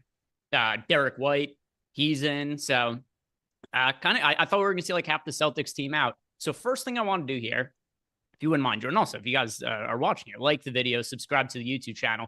Do you actually pull up, Jordan, the Boston Celtics? A couple of things. First, the projections, and then also we'll look at the projected starting lineup, because we have a projected starting lineup page on the site now as well. So if people are ever looking for starting lineups, they could get that right from the website. Actually, yeah, there, Jordan's pulling it up right there. If you go, I believe the Celtics are at the top.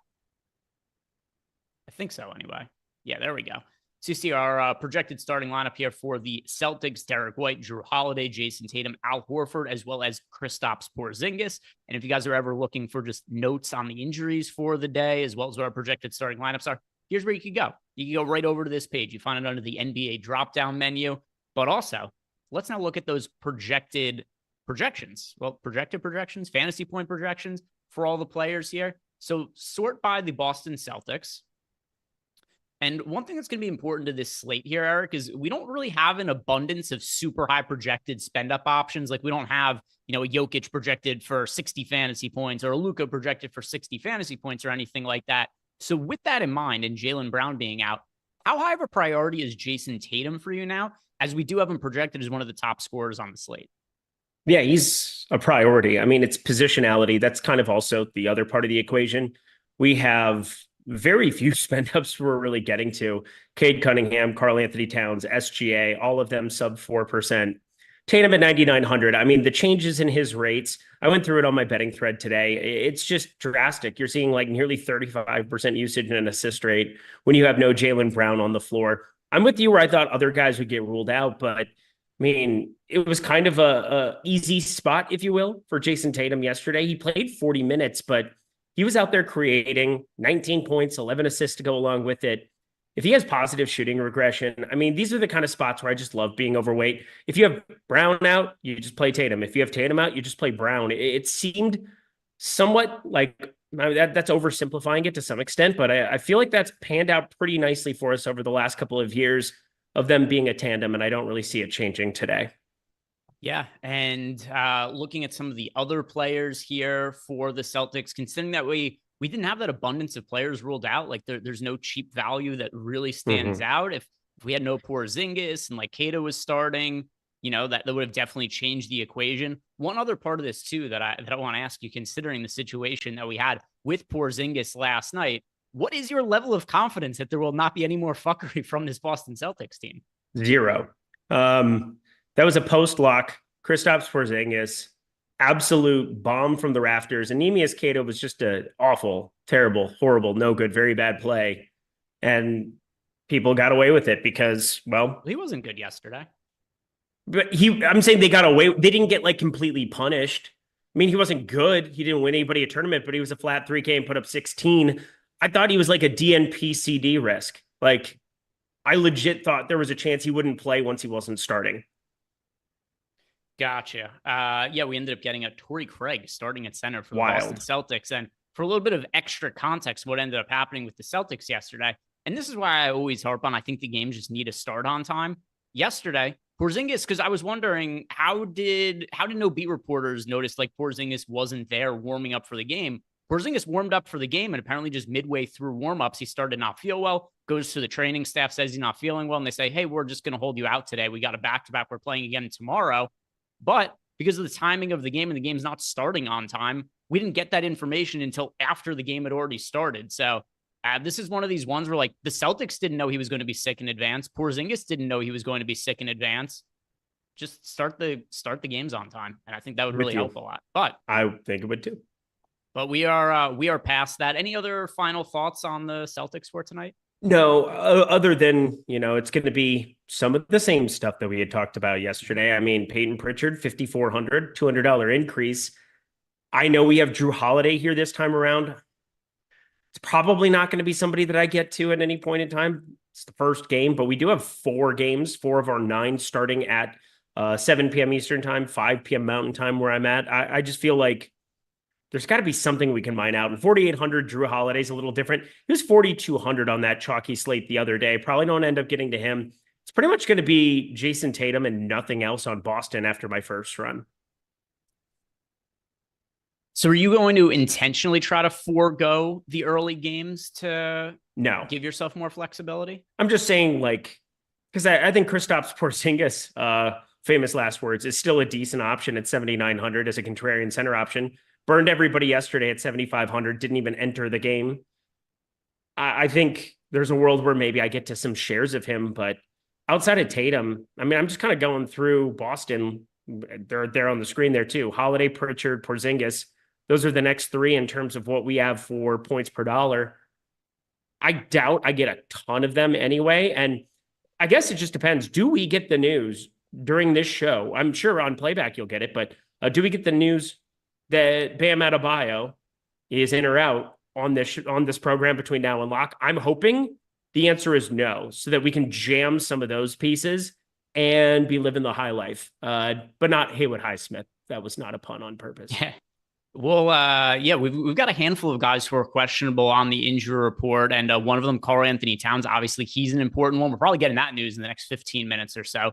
Cat is questionable because war criminal Tom Thibodeau decided to try to kill him the other day. So we've got. Did you see, by the way, how that game ended? Yeah, I saw him holding his knee in extinguishing pain, and then check back into the game at like the 2:10 mark, down 22 points.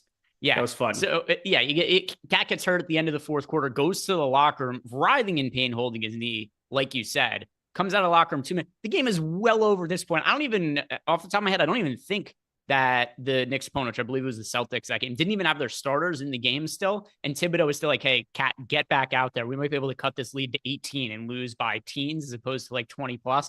So part of the reason that he's questionable to play today, the fact that he was even able to get back on the court makes me think he's probably a little bit more likely to play than sit, but I mean, who the hell knows? Bam Adebayo, he's questionable. That game is going to be locking at 7:30 p.m. Eastern time. Ayo Dosunmu, he's questionable to play today. We've also got Dennis Schroeder is questionable. So it's not necessarily that there are a ton of players on the injury report. It's more so that you have guys like Cat and Bam, like you had referenced, who are playing in earlier games, but are also so important to what their teams do.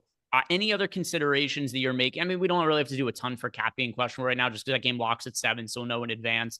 But any considerations that you're making to your lineups right now with Bam being questionable? Yeah. I'm boosting Khalil Ware. Okay. Yeah, I think that certainly makes sense. We got Khalil Ware. He is a little bit more expensive. He's $6,100 over on DraftKings, over on FanDuel. He's $5,800. Now, if you're taking Bam Adebayo out, you can feel better about Khalil Ware's minutes. We only have him projected for 24.5. And his playing time lately, sometimes he's playing well and he closes games. Other times he's not having a great game and then he just ends up playing like 18 minutes or something like that. You know, a few weeks ago when he quickly vaulted to the top of the betting odds to win Rookie of the Year, it looked like he was going to be playing big minutes the entire season. Then he'd have kind of gotten away from him. I do have to think his minutes are very secure if Bam's out. Is that kind of how you're seeing it as well? That's exactly the way I see it. I mean, they don't want to run Kevin Love out there. Kevin Love doesn't want to play basketball today, for what it's worth. They can go to against Atlanta, especially considering, you know, it's a Kongwu playing a majority of those center minutes. That's not some bruiser out there by any means. You're going to get probably, I think, backup 5 minutes for Kyle Anderson, or maybe, you know, however you want to define it. Like, I just think Khalil Ware, he was a guy who was playing massive minutes for them earlier on, like when he started a couple of those games early on, 39, 35, 34, 42 minutes. If you have Bam Adebayo out, I think that is a huge upgrade to Khalil Ware specifically, and he becomes an absolute slam dunk at 6,100, especially in an up-tempo spot. One other question on the Miami Heat outside of Khalil Ware. Anybody else that you would really be prioritizing in the absence of Bam Adebayo, or maybe not necessarily somebody you like as much as Khalil Ware, but just somebody that you'd potentially want to be giving a boost to? Yeah, I mean, we have a ton of minutes, and we should have a ton of minutes projected on Tyler Hero and Andrew Wiggins. I think both of them already look like pretty fun options on this slate, 6,600, 8,600.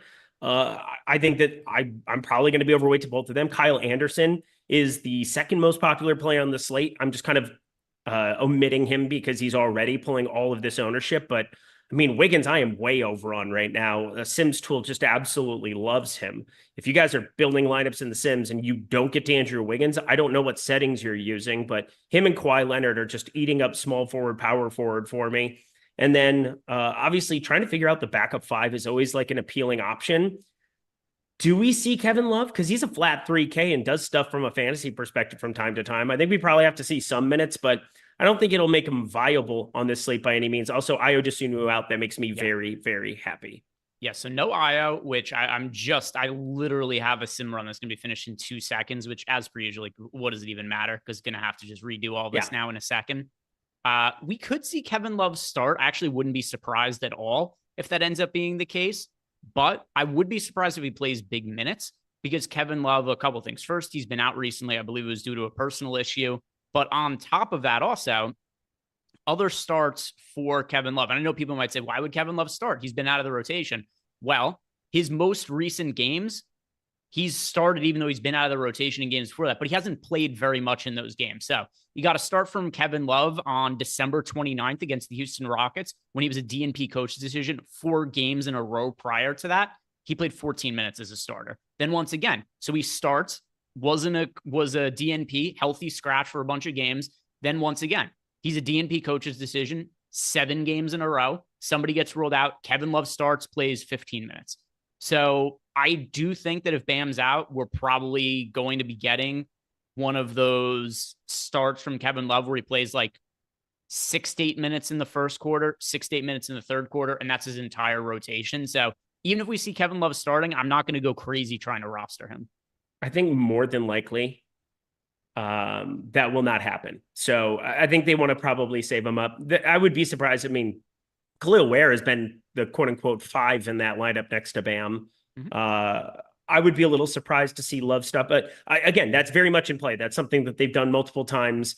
I think a starting Kevin Love at 3K would be the most terrifying thing that I can possibly imagine on this slate. For what it's worth, there's a part of me that just wants Bam in, but again, I think Khalil Ware becomes such a good play in the event that he isn't. That I mean, my best guess is that Jaime Jaquez, Haywood Highsmith, I mean, they they really wanted to get, I mean, Kyle Anderson ends up being even better. He's already mega chalk. So I think we could see a number of different iterations of what that starting lineup could be, especially considering Atlanta on the other side. But obviously that is the one other major piece of news other than Karl Anthony Towns that we have waiting for us.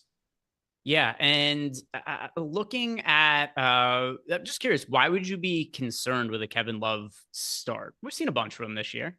I think we kind of know what to expect. Yeah, but do you like playing mega chalk 15-minute centers at 3K on slates? Why would he be chalk? Starting, I bet he would end up getting boosted up. I wouldn't want to have Kevin Love play well in his first rotation and walk into more minutes. I can tell you that much. That would be unfun because then you're going to need him. I mean, he's like 2% owned his last start, and he was min. He's made 6 starts this season. He's made a bunch of starts this year. He hasn't been popular in any of them. Yeah, there was one in November. I don't know when it was. He put up 36, and it still haunts me to this day in like 12 minutes. So I'm just saying, Kevin Love at a flat 3K starting, it's just always stupid. It always terrifies me. It is what it is. We've gotten 6 starts out of Kevin Love this year. He is averaging 12 and a half minutes per game in those starts. Let's go ahead and look at some of your guys' questions now. And also, don't forget that we have our $1 deal going on right now. If you want to sign up for our Stokastic packages right now, just $1 with the promo code Welcome Back.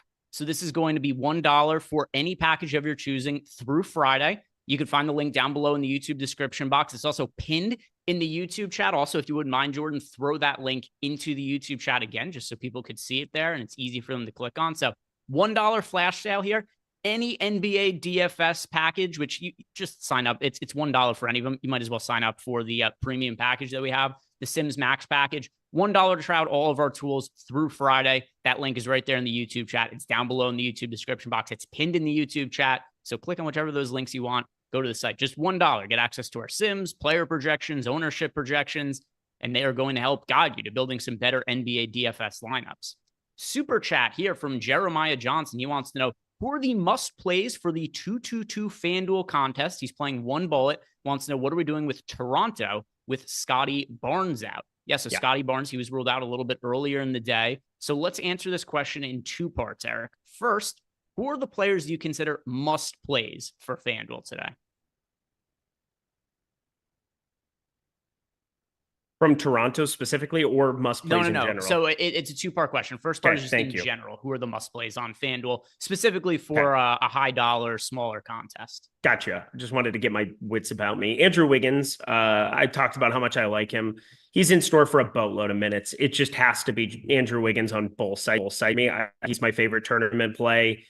I think DK, he's just under-owned, and I have no way of getting away from him in the Sims right now. Jordan Clarkson on FanDuel is 5,900. You can say what you want. As long as Jordan Clarkson is starting, which I assume him to be, he is a really good value option there at 5,900. Kyle Anderson, 4,200, goes in the same boat as Kyle Anderson, 3,400 on DK. So that's 3.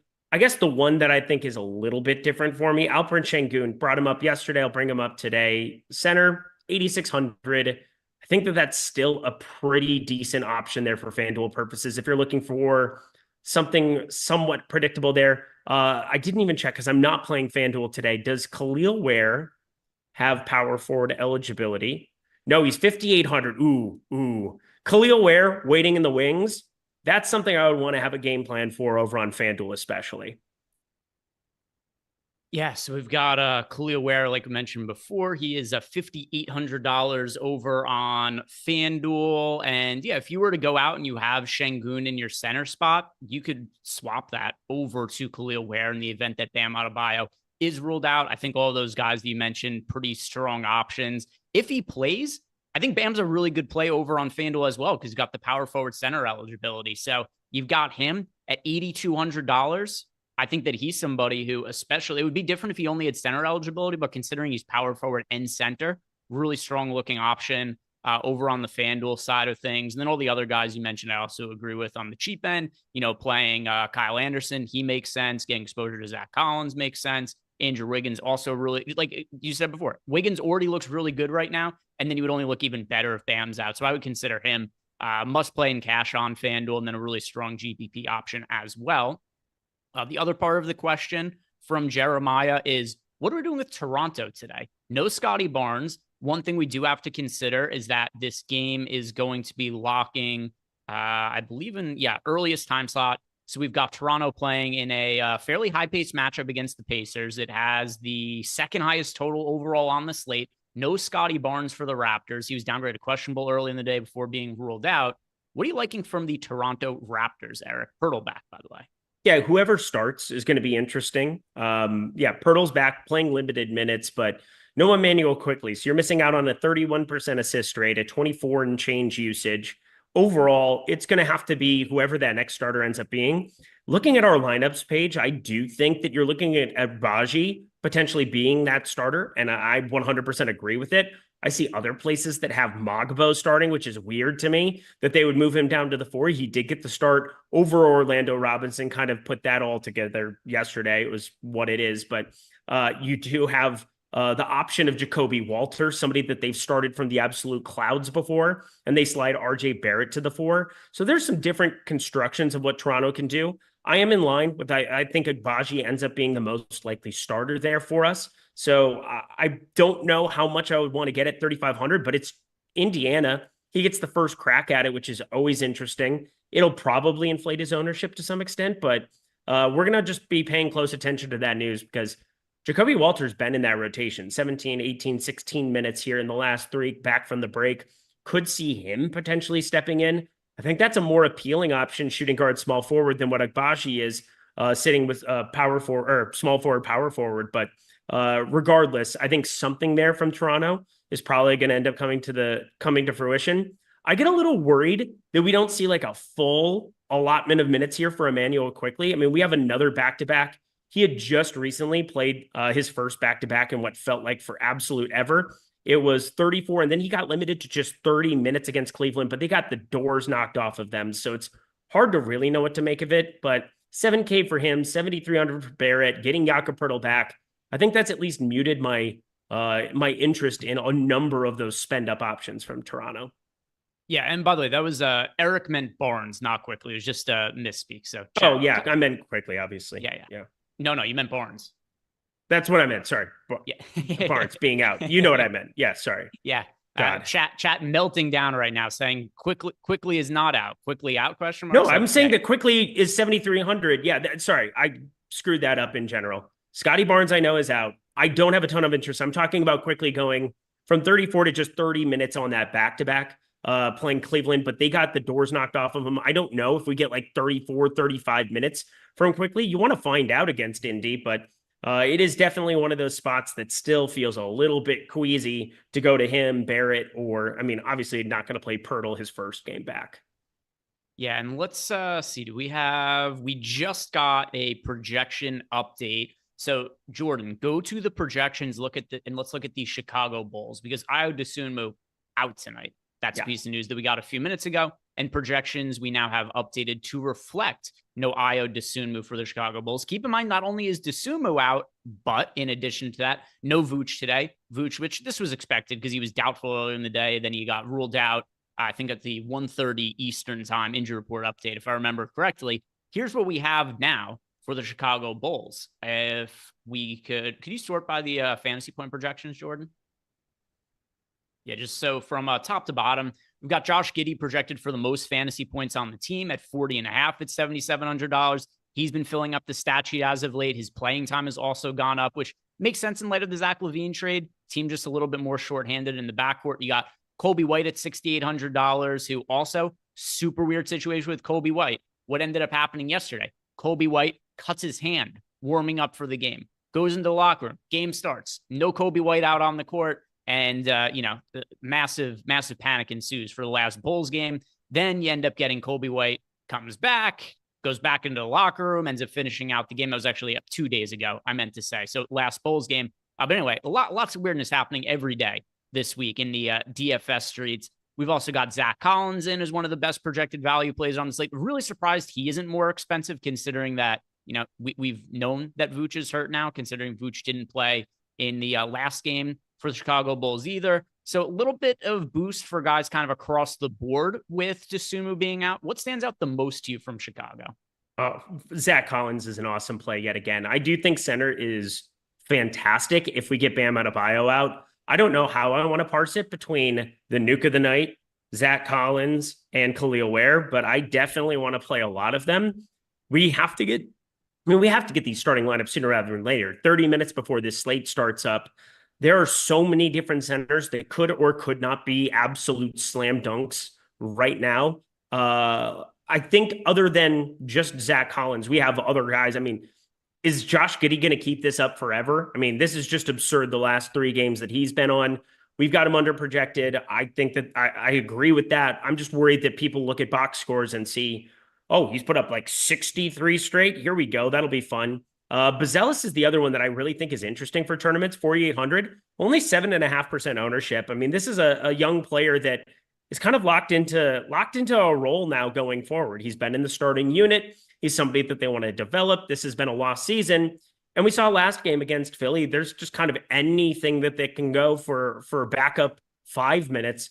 I don't think going forward, I mean, Bazel's got to 36 minutes still against Philly. Looking at some of his rotations, it's like, well, if something happens to Zach Collins, you're probably getting some kind of backup 5 or, some smaller lineups. Karl Anthony Towns out. I'm done talking. All right.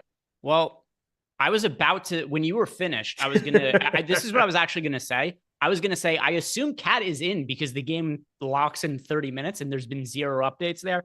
Obviously not the case because he has been ruled out. So I was about to run updates for the Chicago Bulls and those updated projections, but it's the never ending run of status updates here. We've seen Karl Anthony Towns out at other points in times this year, but there's a different wrinkle in the mix now, Eric, because the guy who, for whatever reason, Tibbs loved to start in the absence of Karl Anthony Towns, Jericho Sims, who's no good, very bad, terrible, is typically not in the rotation for the Knicks. Earlier in the season, when Cat was out, they would go give the start to Jericho Sims. He would play like 20-ish minutes. He would kind of suck, but that was something they like to do to fill their minutes. Dennis Schroeder also listed out today. That's less important. Drummond starting. Let's go. Yeah, Drummond starting. Which I think we had projected. We did, but there's never certainty with Nick Nurse. He hates humanity too. Fair enough. So anyway, no Karl Anthony Towns. Do we see Achua start at center? That's something they haven't done. Do they give Hawk Porty a start? What do you think we're going to see from the Knicks with no Cat out there? Have you looked at Hawk Porty on dunks and threes before? I don't know. If you think that Jericho Sims is bad, take a look at Mr. Huck Porty. This guy is so bad.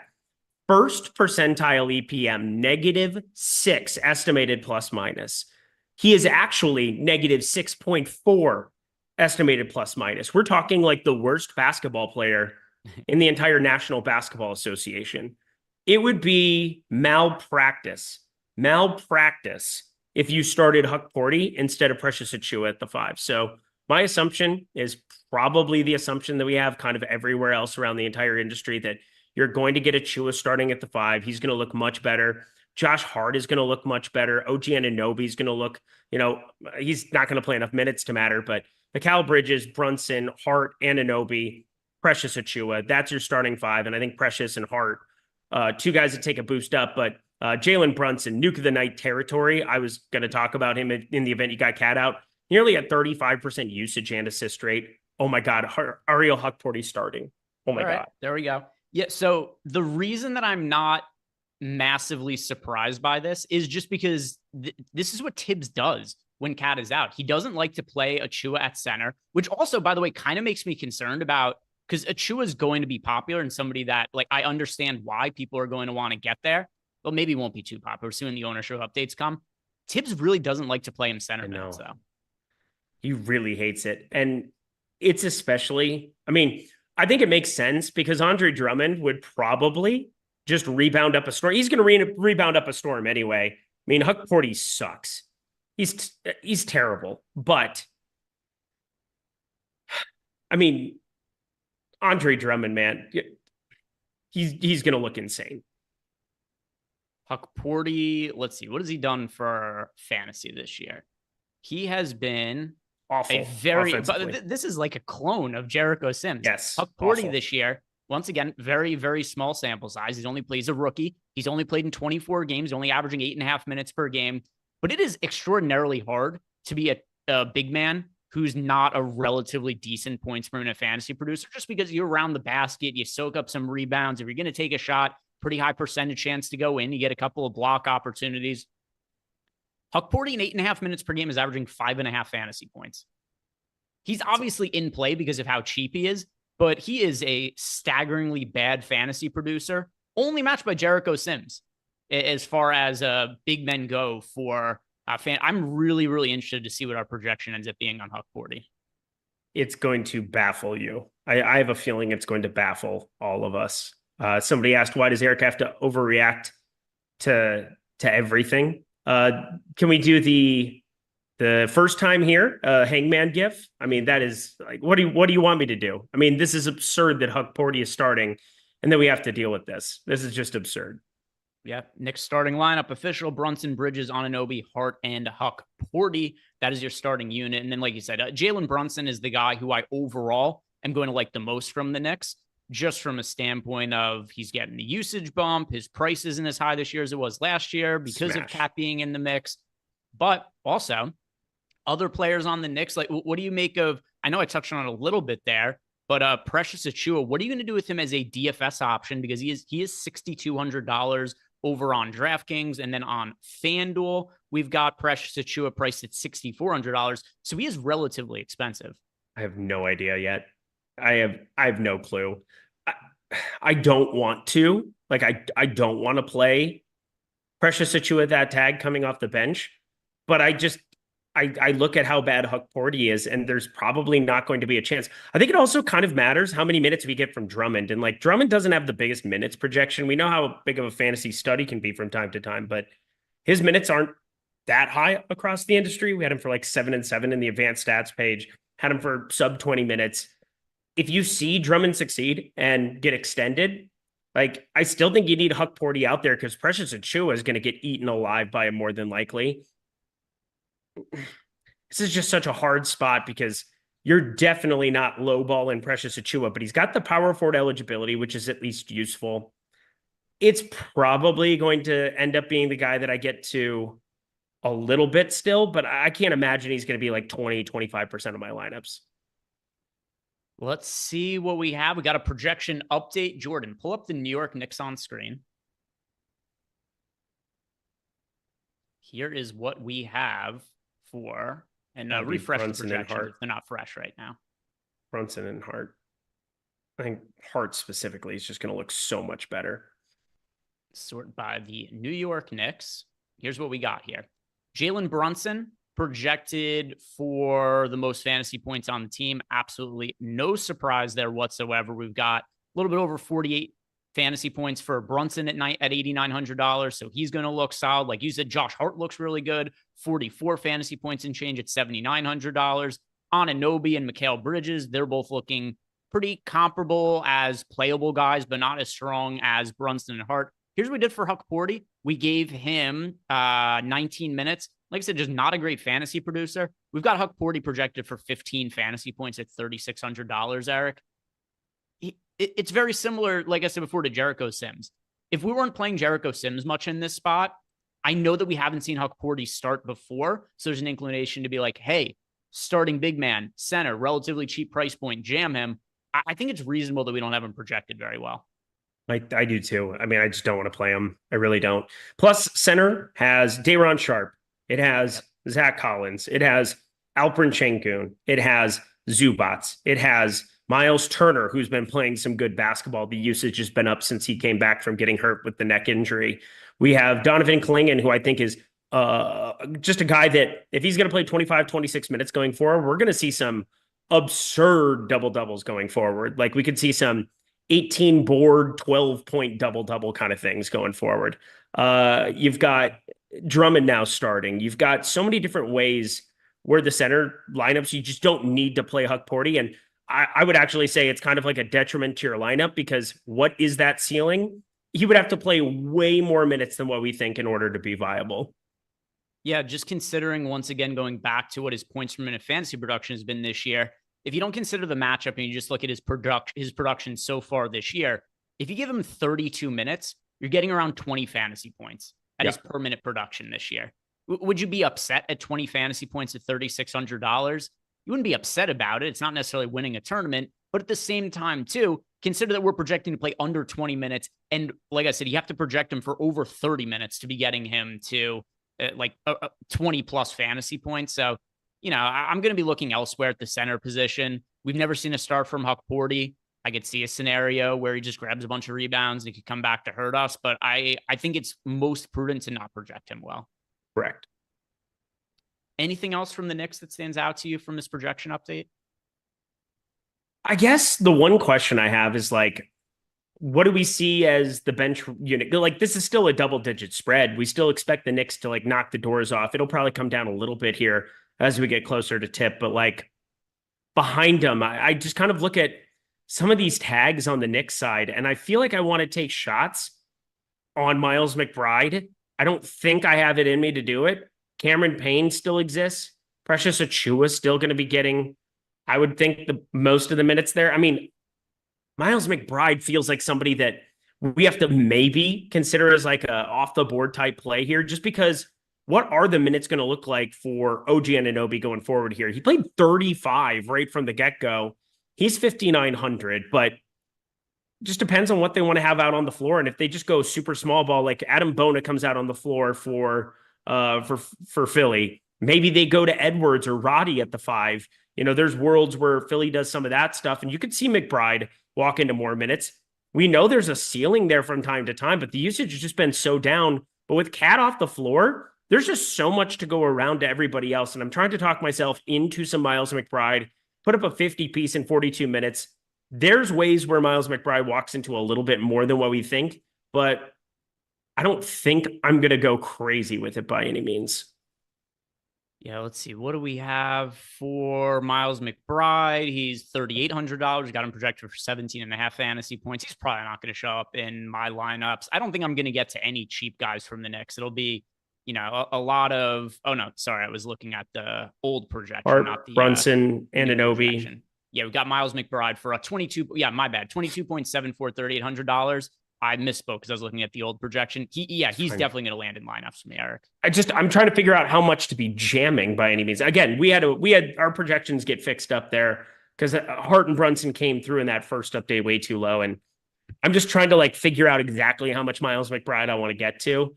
And OG Anunoby, again, I just see paths for Miles McBride at 3,800 to be that must-have piece. We've also seen what that floor looks like if he's not being offensively forward. I mean, just absolute nothing burgers here in a couple of spots lately. But that was against Cleveland and Boston the last two. I'm hoping that keeps people off of it. I mean, Miles McBride should be one of those guys that we're playing a lot of today, but I'm just kind of playing with the lineups right now. Yeah, just 18 minutes to go until lock here. So if you guys haven't done it yet, do us a favor, like the video, subscribe to the YouTube channel. Like I said before, don't forget, we got the $1 deal going on that's going to be expiring Friday. So might as well take advantage of it. Now just $1 to try out all of our tools for the next few days. Also, if you guys want to check out Portfolio EV, there's been a lot of craziness in the NBA DFS streets. If you're looking to supplement your bankroll with something that isn't going to have quite as many variants and swings to it as NBA DFS, check out Portfolio EV. We've had a lot of great testimonials from our subs. People are sending in their Pickett screenshots pretty regularly to us. We've also got our Portfolio EV Hall of Fame program. So if you guys do have a win in excess of $1,000 for the month of February, month is almost going to be finished here. If you are profitable of $1,000+ using Portfolio EV in the month of February, send us over the screenshot, tag the Odd Shopper Hall of Fame. And just like we have for Stokastic, we got an Odd Shopper Hall of Fame as well. You get yourself some free stuff. You win, $500 in a single month. I thought the number was $1,000. Pretty fitting. $500+ in a single month. Tweet at us at Odd Shopper and at Odd Shopper Hall of Fame. And same deal with Stokastic. Get yourself a free month. So share those winning screenshots. We also would like to see your guys' success. So hit us up on Twitter. And if you have any questions about the tools, my DMs are open. Lofty's DMs are open. And we do a bunch of content related to Portfolio EV. You can ask us any question that you have. And also 7-day free trial no reason not try it out for free. Link down below in the YouTube description box, and Jordan will also throw that into the YouTube chat so that we could easily make it accessible to you guys if you want to check out the free trial there. Pull up the ownership here, Jordan, because I assume we probably won't have any more ownership updates, or at least nothing substantial in the next 17 minutes. I know whenever I say that, it never ends up going to plan, but yeah, thanks for that. There's 17 minutes to go here. I think it's reasonable to look at the ownership now and think it's going to be more or less what the final ownership is looking like. And some good center options here, Eric. So we've got Zach Collins north of 30% owned. We got Day'Ron Sharpe north of 30% owned. We got Kyle Anderson north of 30% owned. There's no real insane chalk to this slate. 9-gamer, some spread out value. Is there anybody that you're seeing towards the top of the ownership that you think is too popular, or do you think it's kind of reasonable that there's nobody who's, more than 34% owned tonight? I think this is about as reasonable as ownership has looked in a long time. I do think maybe a little bit heavy Day'Ron Sharpe. Do you think he starts today? Yeah, I think Day'Ron Sharpe starts today. I think he does too. But last time I thought that, it ended up being Trendon Watford at the 5. So I just want to at least throw out there that there's a world where Day'Ron Sharpe looks significantly worse. Now, you still have OKC. This has tons of blowout potential. I can't imagine Day'Ron Sharpe somebody that they're that worried about getting some blowout run. I think he looks pretty darn good. He's always been a phenomenal fantasy producer. And I think for me, it's just like a question of if he's not starting, center is so stacked that it could look even better if we get Bam out. So there's ways where I want to at least temper interest in Day'Ron Sharpe. But once again, I think I agree with just about everything. I guess Aaron Nesmith is probably the most uncomfortable. I saw some people in chat talking about him there a second ago. Aaron Nesmith starting, you're going to get, I don't know, either 20 or 33 minutes from this guy. It feels as though he's a really good option at 3,800.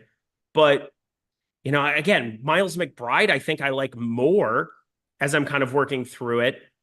I don't know. I guess I'm just kind of trying to pick holes in something. I think everything looks pretty good. There's so many good plays. And I think, look at that. Small forward, power forward. When has that ever looked this strong on a slate? Yeah, it's just, we're getting to a point in the season where players are getting ruled out more regularly. There's not like punt options. You're like, oh, this guy is a 3K guy that you can't miss or anything like that. But there's a lot of solid options across the board and potential for some more good ones to open up as well with Bam Adebayo. That news still lurking. That game starts in 44 minutes. And I want to also one more time circle back on Bam Adebayo. Now that we have Karl-Anthony Towns has been ruled out and some players looking better from the Knicks, what are you now doing to your lineups in light of the fact that we are still sitting on the Bam news? Hit the nuke of the night. All right. Hit the nuke of the night, Jordan.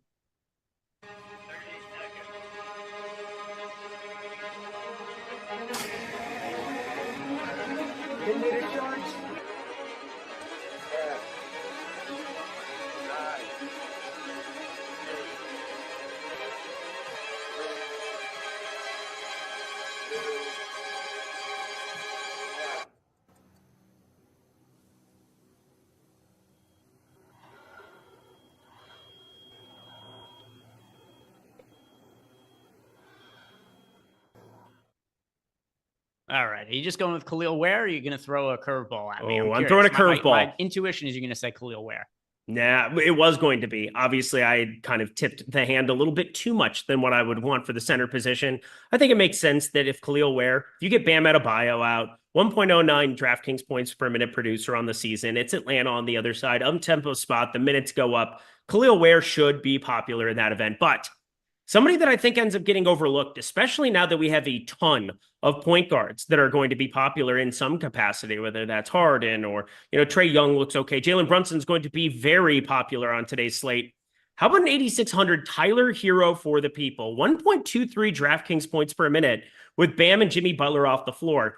It also is one of those recent things where, we haven't seen the crazy ceiling here. He put up 25 fantasy points. It was on a back-to-back going at Milwaukee, at Atlanta. They have been on the road forever, for absolute ever. They have not played a home game. Tyler Hero has not played a home game in the month of February yet. That's an insane fact. Tyler Hero going back into Miami against Atlanta and Trae Young. You have a worse defense, same matchup as last time. He just simply shot the ball horrible. This is positive regression just screaming at us here. 8,600 for him. That is not high enough for a matchup against the Atlanta Hawks. I understand he failed last time out. He will not fail us today, especially if Bam Adebayo is out. Tyler Hero, nuke of the night. Yeah, I am going to go with Andre Drummond here. I think Huck Porty starting is to the benefit of Andre Drummond for a couple of reasons. If the Knicks started Precious Achiuwa at center, which would have been a smaller lineup, I mean, still, I would have been getting to Andre Drummond just because he's cheap. He's confirmed as a starter. We know he's a good points per minute fantasy producer. But I think Huck Porty starting means the Knicks are going to be committed, at least for a portion of the game, to playing bigger lineups, which should mean more security for Drummond's playing time.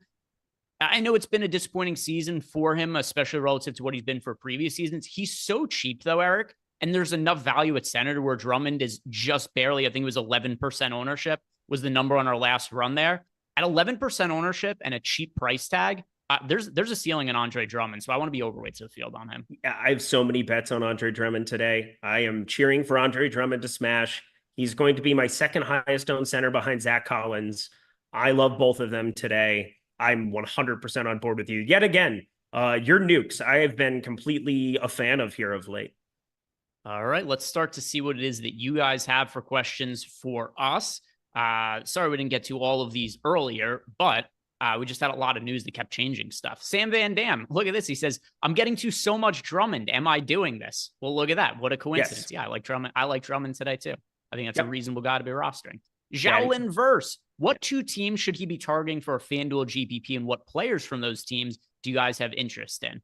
Don't think about why do you only want to be targeting players from two teams? That's weird. Like in general for today, the Knicks, just because Cat is out, the Heat, just because you have the chance of Bam being out. But like, I'm not looking at my lineups and trying to figure out like, oh, how do I construct these lineups to only have players from certain teams?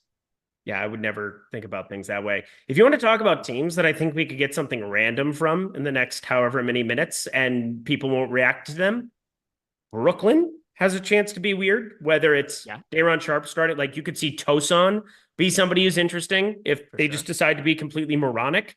And then Chicago, we've got a lot more interesting pieces, whether it's Bezelis.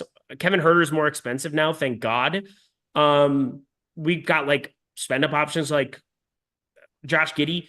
There's always things that like news later on can change, but I mean, I'm playing this slate pretty straight up. We got Agbaji starting like we expected here. We got Al Horford next to Porzingis, Boston. We have every starting lineup from the early window now. We've got Drummond starting officially. We have Huck Porty for whatever reason starting there for the Knicks. I don't think you need to do anything outside of pay attention to Miami going forward. Like how Miami news breaks is probably going to dictate a little bit of this slate for me, but otherwise I'm playing it very straight up. Okay. Yeah, I definitely think that Knicks are the team to be targeting the most, but and from the Knicks, more specifically to his question there, Jalen Brunson, Josh Hart being the two priorities, but there isn't another team that I'm trying to make sure that I stack in any kind of way. Dustin Stringer wants to know our exotic play of the night. No time to run an animation here or anything like that, but Eric, do you have an exotic who's showing up in a bunch of your lineups? Tyler Hero, 31%. Yeah, makes a lot of sense. Tyler Hero. We're at the part of the season where these guys become actually important to slates. I agree, Tyler Hero. You're not talking about like a scrub-a-dub-dub Kevin Huerter coming off the bench. Stop it. Yeah, I mean, obviously Jokic matters for a lot of the season, but I mean, still, also we're here. Players get ruled out. This is their time. You're a towel. Last man in a FanDuel GPP. He is $7,600. Point guard or shooting guard, $7,600 on FanDuel. Eric, which direction should he be looking? You guys want to go get hot? Don't forget to bring a towel. Whoa. 4 people got that, but that's fine. I like those 4 people. Zach LaVine, but I don't like it. Jalen Green from FanDuel. Ooh, okay. Yeah, no Fred VanVleet. He ended up playing a pretty substantial role yesterday. No real surprise there. I could get on board with Jalen Green. Let's see what we have for other questions. Daniel Buffington wants to know favorite shooting guards for DraftKings, and good luck. All right, favorite shooting guards for DraftKings. Let's see. All right. So favorite shooting guards for DraftKings. Boy, shooting guards are really not a great position today. No, it is Looking not. over some of the players. RJ Barrett, if you're looking for a more expensive option, considering that there's no Scotty Barnes, he makes some sense. And then on the cheap end, there's a lot of guys you can consider that I don't feel great about, but they're in play just because the position's kind of weak, like Grady Dick. We've got Miles McBride, Aaron Nesmith. I view all these guys, those three I mentioned, as kind of being interchangeable. Shooting guard, anything that you're really prioritizing outside of Tyler Hero, who I think he's got shooting guard eligibility. On He DK? doesn't actually. He's only point guard. Yeah, he's only point guard. So I'm looking through my lineups. I'm running one more sim. In the meantime, my uploaded lineups, my highest owned shooting guard is Grady Dick. What a time to be alive. Yeah, which it makes sense, right? He's relatively cheap. He's not a terrible fantasy producer. We've also got, like we said before, no Scotty Barnes. Jakob Poeltl, even though he's playing, I wouldn't be surprised if he's somewhat limited today, at least in terms of his minutes. Not like where he plays 18 minutes, but I think we could see him less than a full allotment of minutes. So I agree. Grady Dick, he's one of the guys. If Chris Boucher goes off today, I'm never talking to anyone again. Ever. Goes off?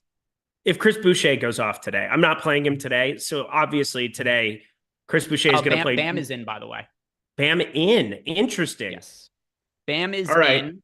Downgrade. So he was present at shoot old... around earlier, and beat reporters were speculating he was going to play, but you don't know. Bam also gave an interview and said he had no clue what his health status was going to be. I heard that. Really quick here, Bam out of box. We got a bunch of questions sitting for us in Discord. What do you make of Bam being in? How is that going to impact your outlook on Khalil Ware? I have zero. Not on today's center slate. I will have zero Khalil Ware now. All right. Now that we are close to lock, we got a couple questions. DK cash game locks. Who are we considering the locks for cash games? Josh Hart, Kyle Anderson, Day'Ron Sharp, Zach Collins, and Jalen Brunson. Kyle Anderson, I think, would be one for me as well. Yep. Yep. I wasn't sure if you'd listed him amongst those names. Love. All right. Next question in Discord is Kevin Cash App. What do we think about fading one of Collins or Day'Ron Sharp to get a little different in single entry? Yeah, you definitely don't have to play both of them. I think that if you wanted to get off one of them, you could get off of Day'Ron Sharp and hope the Nets start somebody else. We do have him projected to be the starter, but there's no reason that absolutely has to be the case. Eric mentioned before that the Nets have gone in other directions when we thought that they were going to be starting Day'Ron Sharp. So we definitely could make different pivots there. But if you had to fade Collins or Day'Ron Sharp, which one are you more inclined to get off of? Day'Ron Sharp. M Grizzly wants to know what sim settings do I use for the $8 main contest today. I do in between marquee and low stakes when the 150 max is the $8 or the $5. I find that to create a little bit more accurate of pools. Love. M Grizzly wants to know anybody that we're boosting today. Not anymore. I also, like Eric, thought it made sense to boost Khalil Ware, but I am undoing that now that Bam is in. Yeah, me too. OG Anunoby, the one guy I boosted today. Master PJ, what happens to Barrett with Barnes out? He looks a lot better. I like getting to RJ Barrett today, especially because shooting guard's so shitty on DraftKings. Agreed. Man, Sims don't like Aaron Nesmith. This is going to be fun. Go Miles McBride. I can say that with very much confidence. Nobody's playing him. Blinky says for a FanDuel GPP, Hero and Drummond or Ball and Şengün. I think those are two pretty good options there. So I don't have an issue with either of them, but I prefer Hero and Drummond. Hero and Drummond. Yeah, Drummond. I only have 20% Hero now for what it's worth. So this is like the weakest nuke that there's ever been. This is like nuke. It's terrible. This is close to as spread out as my lineups have been the entire season, Eric. I highest owned is Jalen Brunson at 64%. And I am pretty darn spread out as well. I'm probably with you in that department. I have a lot of Drummond, which is by design. How bizarre. What else in my lineups? That's surprising. I'm pretty well overweight to the field on Grady Dick. Aaron Nesmith, same as what you said before. I'm underweight to the field on him. My most rostered player, I've got Kyle Anderson in about half my lineups. We'll see what the starting lineup looks like and whatnot, but he's $3,400. I don't get my lineups in, huh? Sorry, what was that? Probably get my lineups in, huh? Yes, that is what I'm doing as well here, is just Uploading everything to the portfolio manager and good to Entry. go. All right. No other questions from the super chats. I think we're caught up now on Discord questions. We are. So just 2 minutes left to go here, guys. If you haven't done it yet, like the video, subscribe to the YouTube channel. We're still waiting on some really important starting lineup. So join Josh and I over in playback in a minute now, because we're going to probably be getting some news that you're going to want to be paying attention to after the slate ends up blocking. Plus, we'll do some fun placing bets and whatnot like we did yesterday. Anything that you were noticing as you're uploading your lineups, Eric, that's maybe surprising or a little bit different than what you were expecting? Yeah, I am obviously less hero than what I had before. I ended up getting to a little bit more Josh Giddey than what I would want. I'm okay with it. Like, it's not that big of a deal. Ended up with a little bit of Zubats. That always ends up happening to me at the end as his ownership comes down, mine on him comes up. I don't love it because, again, I think center has some unbelievably good cheap plays today. Those are the ones you should be focused the most on. Yep. So in terms of my exposures here, so I have a comparable amount of Andre Drummond and Zach Collins, but because Collins is so much more popular, I'm well more overweight to Andre Drummond. Drummond is the player I'm most overweight to on the slate in its entirety. But once again, not really all that surprising to me. The flimsiest one is I've got Day'Ron Sharpe right now in 37% of lineups. Depending on the net starting lineup, that could go in a lot of different directions. 100%. Just be ready for just absolute garbage from them all the time. I could see Trendon Watford playing the 5 today. Wouldn't shock me. And then we'll be, you have Zach Collins. You just play Zach Collins. All right, guys, do us a favor. If you haven't done it already, like the video, subscribe to the YouTube channel. We got the $1 deal. You can take advantage of that. We got our free 7-day trial of Portfolio EV. So check that out if you haven't already. Other than that, Jordan dropped the playback link into the YouTube chat. Josh and I are going to be going on to playback and talking about whatever the hell nonsense ends up happening today. It's been unpredictable. It could be anything. As we've seen players 2 days in a row have gotten hurt warming up for games. So let's see if it happens again today. Join Josh and I over in playback. Have a good night, everybody.